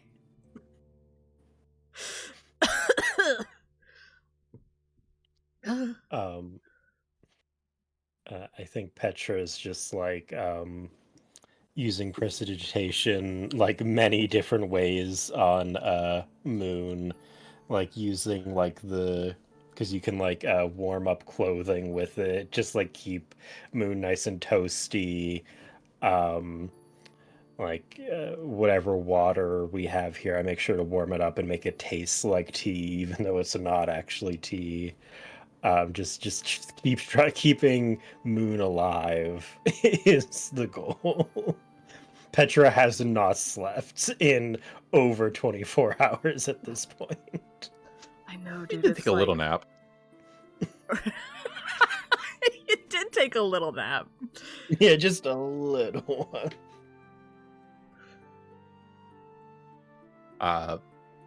Yeah, it's just I think recovery time in the safe house. Nitha probably leaves that night. Doesn't stay like super long. Has to go deal with her own shit. It's just the two of you in there. I think in recovery mode. You try to get a little bit of nap in here or there, maybe, but mostly spent on Moon. Awkward ride back in the cart to Shadow Snake territory, and by this point, it's already night of the almost like a whole 24 hours have gone by, maybe like 20 or so. And as your cart comes back in the Shadow Snake territory, Draven, it doesn't take long once you kind of pass that threshold for your good friend Mindra to kind of you see her just literally standing in the middle of the road. All right, Hazel, you meet up with the other two. I'll see you a little bit later. All right. All right, I'm probably gonna take everyone back to Petra's place, so we'll meet you there, okay? Stays quiet. Yeah, I'll see you there. Okay. Hiya! As Hazel drives off, you see Mindra looks to you, Draven. It's time. I already let him know you're on the way. He has dinner prepared for you. All right. Get this party started. She leads you back. We won't get into details because only things Draven would know anyway. Takes you through some paths to some locations until eventually you are deep within the relatively extravagant home of the leader of the Shadow Snake Syndicate. You are brought to a set of large wooden doors. Oh, I see a hand, Sam. Should we deafen? No, that's fine. I won't say anything too spoilery. Just know you know what you know, and you don't know what you don't know.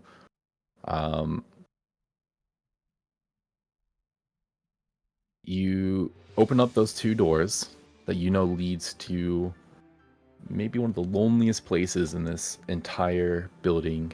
A dining room with an incredibly long table that no one ever really eats at.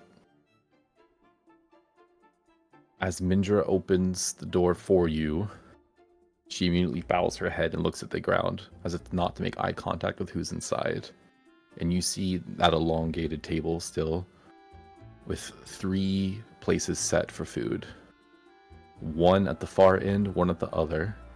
The one closest to the door being empty, with the one at the far end, you seeing a man in completely dark black clothing, as nondescript as anyone can be, with a mask over his face, that the more you look at it, the less you can tell what it's supposed to look like. Directly to his right, you see your mother sitting there. Both of them plate of food in front of them, but uneaten. See, he holds a steak knife in his right hand and kind of gestures it around, points at you, Draven, and speaks also in a voice that is nondescript. It seems magically altered to consistently differ its pitch and sound from more masculine, more feminine, high, low, an entire range that is discordant to the ears, but still completely understandable.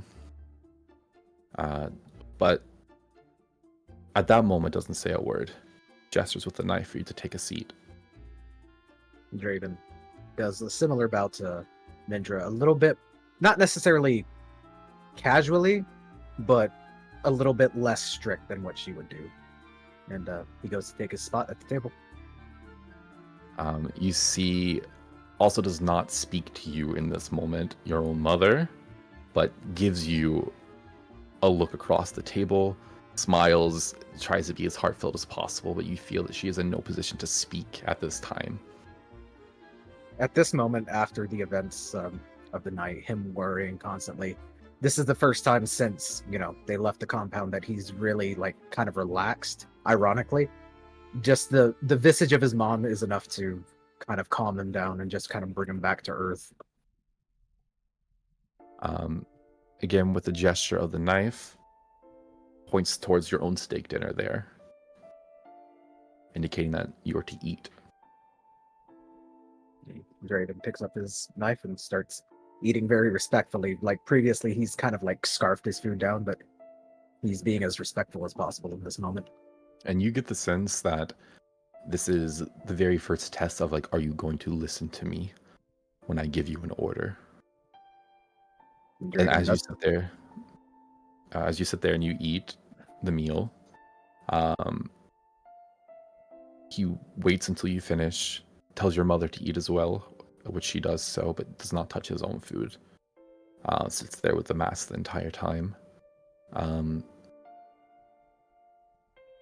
Mindra still remains in the room behind you, bowed the entire time. 10-15 minutes go by as people eat in utter awkward silence. She doesn't look up from the floor even once. And then eventually you hear them speak finally. Draven. I have to say, I did not expect to see you here today. He stays quiet. You've been busy, haven't you? Kind of waves, points the knife towards you again. I've been watching you, Draven, ever since you left here. Walking around, pretending to play hero, putting your nose where it doesn't belong. Playtime's over, huh? You got your hands dirty now. I appreciate what you've done. Gar was never really a threat, but thanks to the help of Mindra, and all of those are with her, I think the Rat Riders will be taking the rap on this one. Stabilize this place a little bit. Maybe make some things we're doing go unseen. And I hear, my dear boy, that you are wanting to crawl back into my arms. Is that what you'd like? He slowly nods. You are so very lucky. Looks over at your mother, that she cares for you so much. Or this conversation never would have come to pass. You'd have been dead a long time ago. You really owe her a lot. Tell your mother thank you. He looks up, kind of you can see the tears kind of welling up a little bit, but he remains strong. Mom, thank you. Do you know, Draven, I can't just let you back in here. How would that look for me? You left this place, and once you leave, you're supposed to die. No one leaves. You don't exist. Not as the man you were. Not as a member of the syndicate.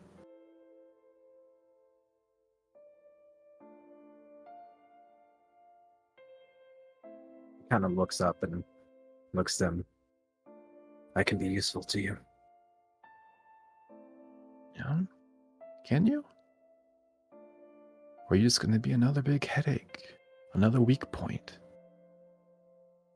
No, this way you can keep an eye on me. I'll always be within.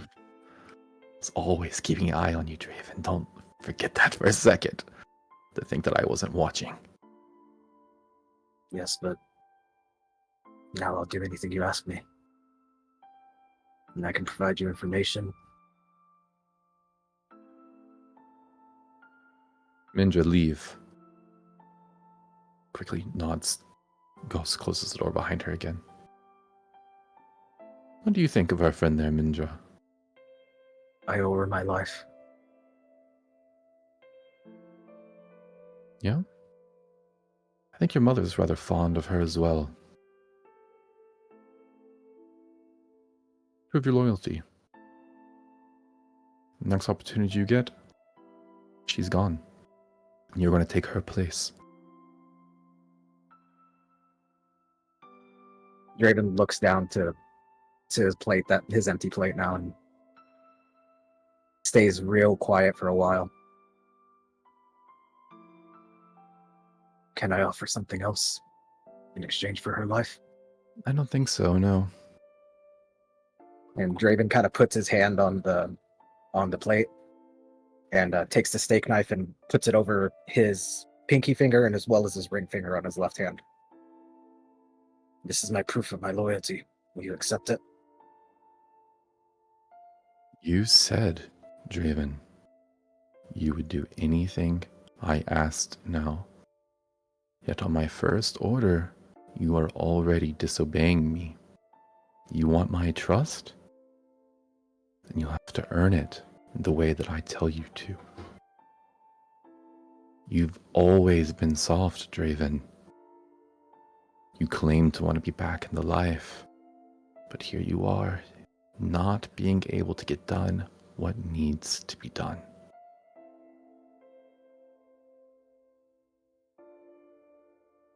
He stays quiet again and looks to his plate again, looks to his offering, essentially. He just kind of nods. One finger, two finger. Why would I want you to cripple yourself and make yourself less useful?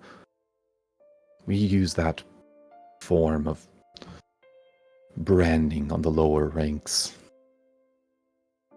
Not you, Draven. You could be more. If only you'd learn how to listen. Get it done. And I can let you back into this family, but I can't put you in the Shadow Legion. With a vacant spot, it's yours for the taking. I don't trust Vrita much anymore, and I want direct eyes on her. You'll report what she's doing back to me whenever I ask for it. I'll let you go around doing what it is you do, but don't neglect your responsibilities either. He stays quiet, but he nods. Do you understand, boy, what I'm telling you to do? Yes, sir. And this has been a wonderful family dinner. Goodbye. And you see, or no, you don't see, you hear outside the doors scuffling as if someone has been apprehended. Rustling. You hear a call out and a very noticeable accent. What are you doing? Help! No, stop it! And then it goes silent. And as you're told to leave, you get up and head towards the doors. Mm-hmm. This entire time, he doesn't look back to his mom. You open up the double wooden doors again, and you see there, right in front of you, with 2 members of the Shadow Snake Syndicate with similar mask. The leaders, not quite the same, but similar. One arm held by each of them as your ally, your mother's biggest defender while you were away, is head bowed on the ground, still conscious, but subdued. She looks up at you. Don't even know what's happening. He stays quiet for a long time and reaches in like past her hilt where the poison blade is, pulls it out, and just looks through and says, "I'm so sorry, Mindra." And No, and he I don't does it. deserve this. That you slit her throat with her own dagger. The poison seeps through her. You see 2 more members of the Shadow Legion come, gesturing for you to follow them. He will follow, but as before he goes, he takes Mindra's sunglasses, closes her eyes, and kind of just pockets them as a remembrance to her.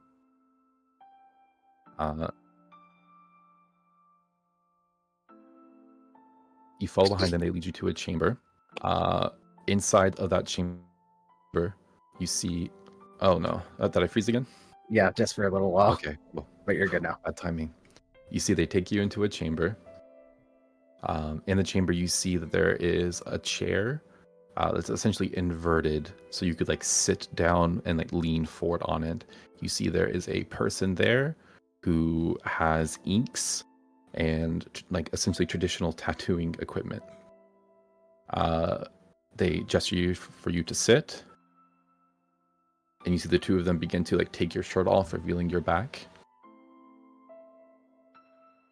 And as you lay there, they start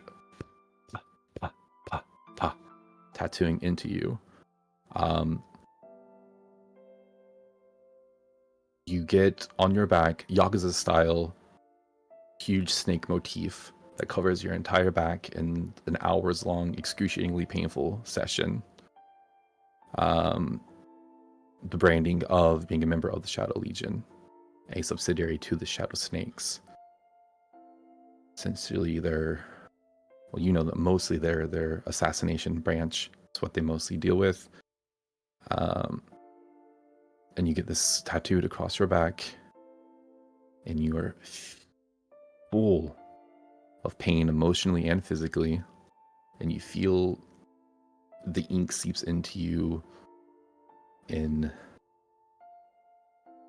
a way that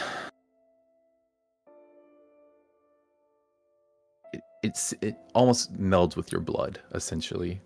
It really goes into you, and you feel it almost like rushing through you, like branded inside and out. And we cut away from that, and I think that's where we end this session. And we'll pick back up next week. It's been a very long day.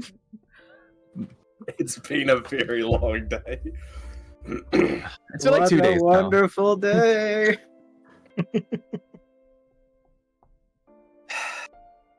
Hi, love yourself, love others. What? Don't stab your friends. Don't love your players. Put them through undue stress constantly. That's life. Hazel's having a great time. It is all coming up Millhouse. For now. Thank you for tuning in. Wednesday We'll be back as next well. week. Yeah, we'll have the after show where we can deep dive into this. I won't be there. I shouldn't say we, they. And you'll get to hear what the player's perspective is on the matter. Watch Bye. them cry in real time. Bye. Love yourself, love each other, love animals, stay hydrated. Clay doesn't do it right, so I'll do it. I don't care. Goodbye. Bye.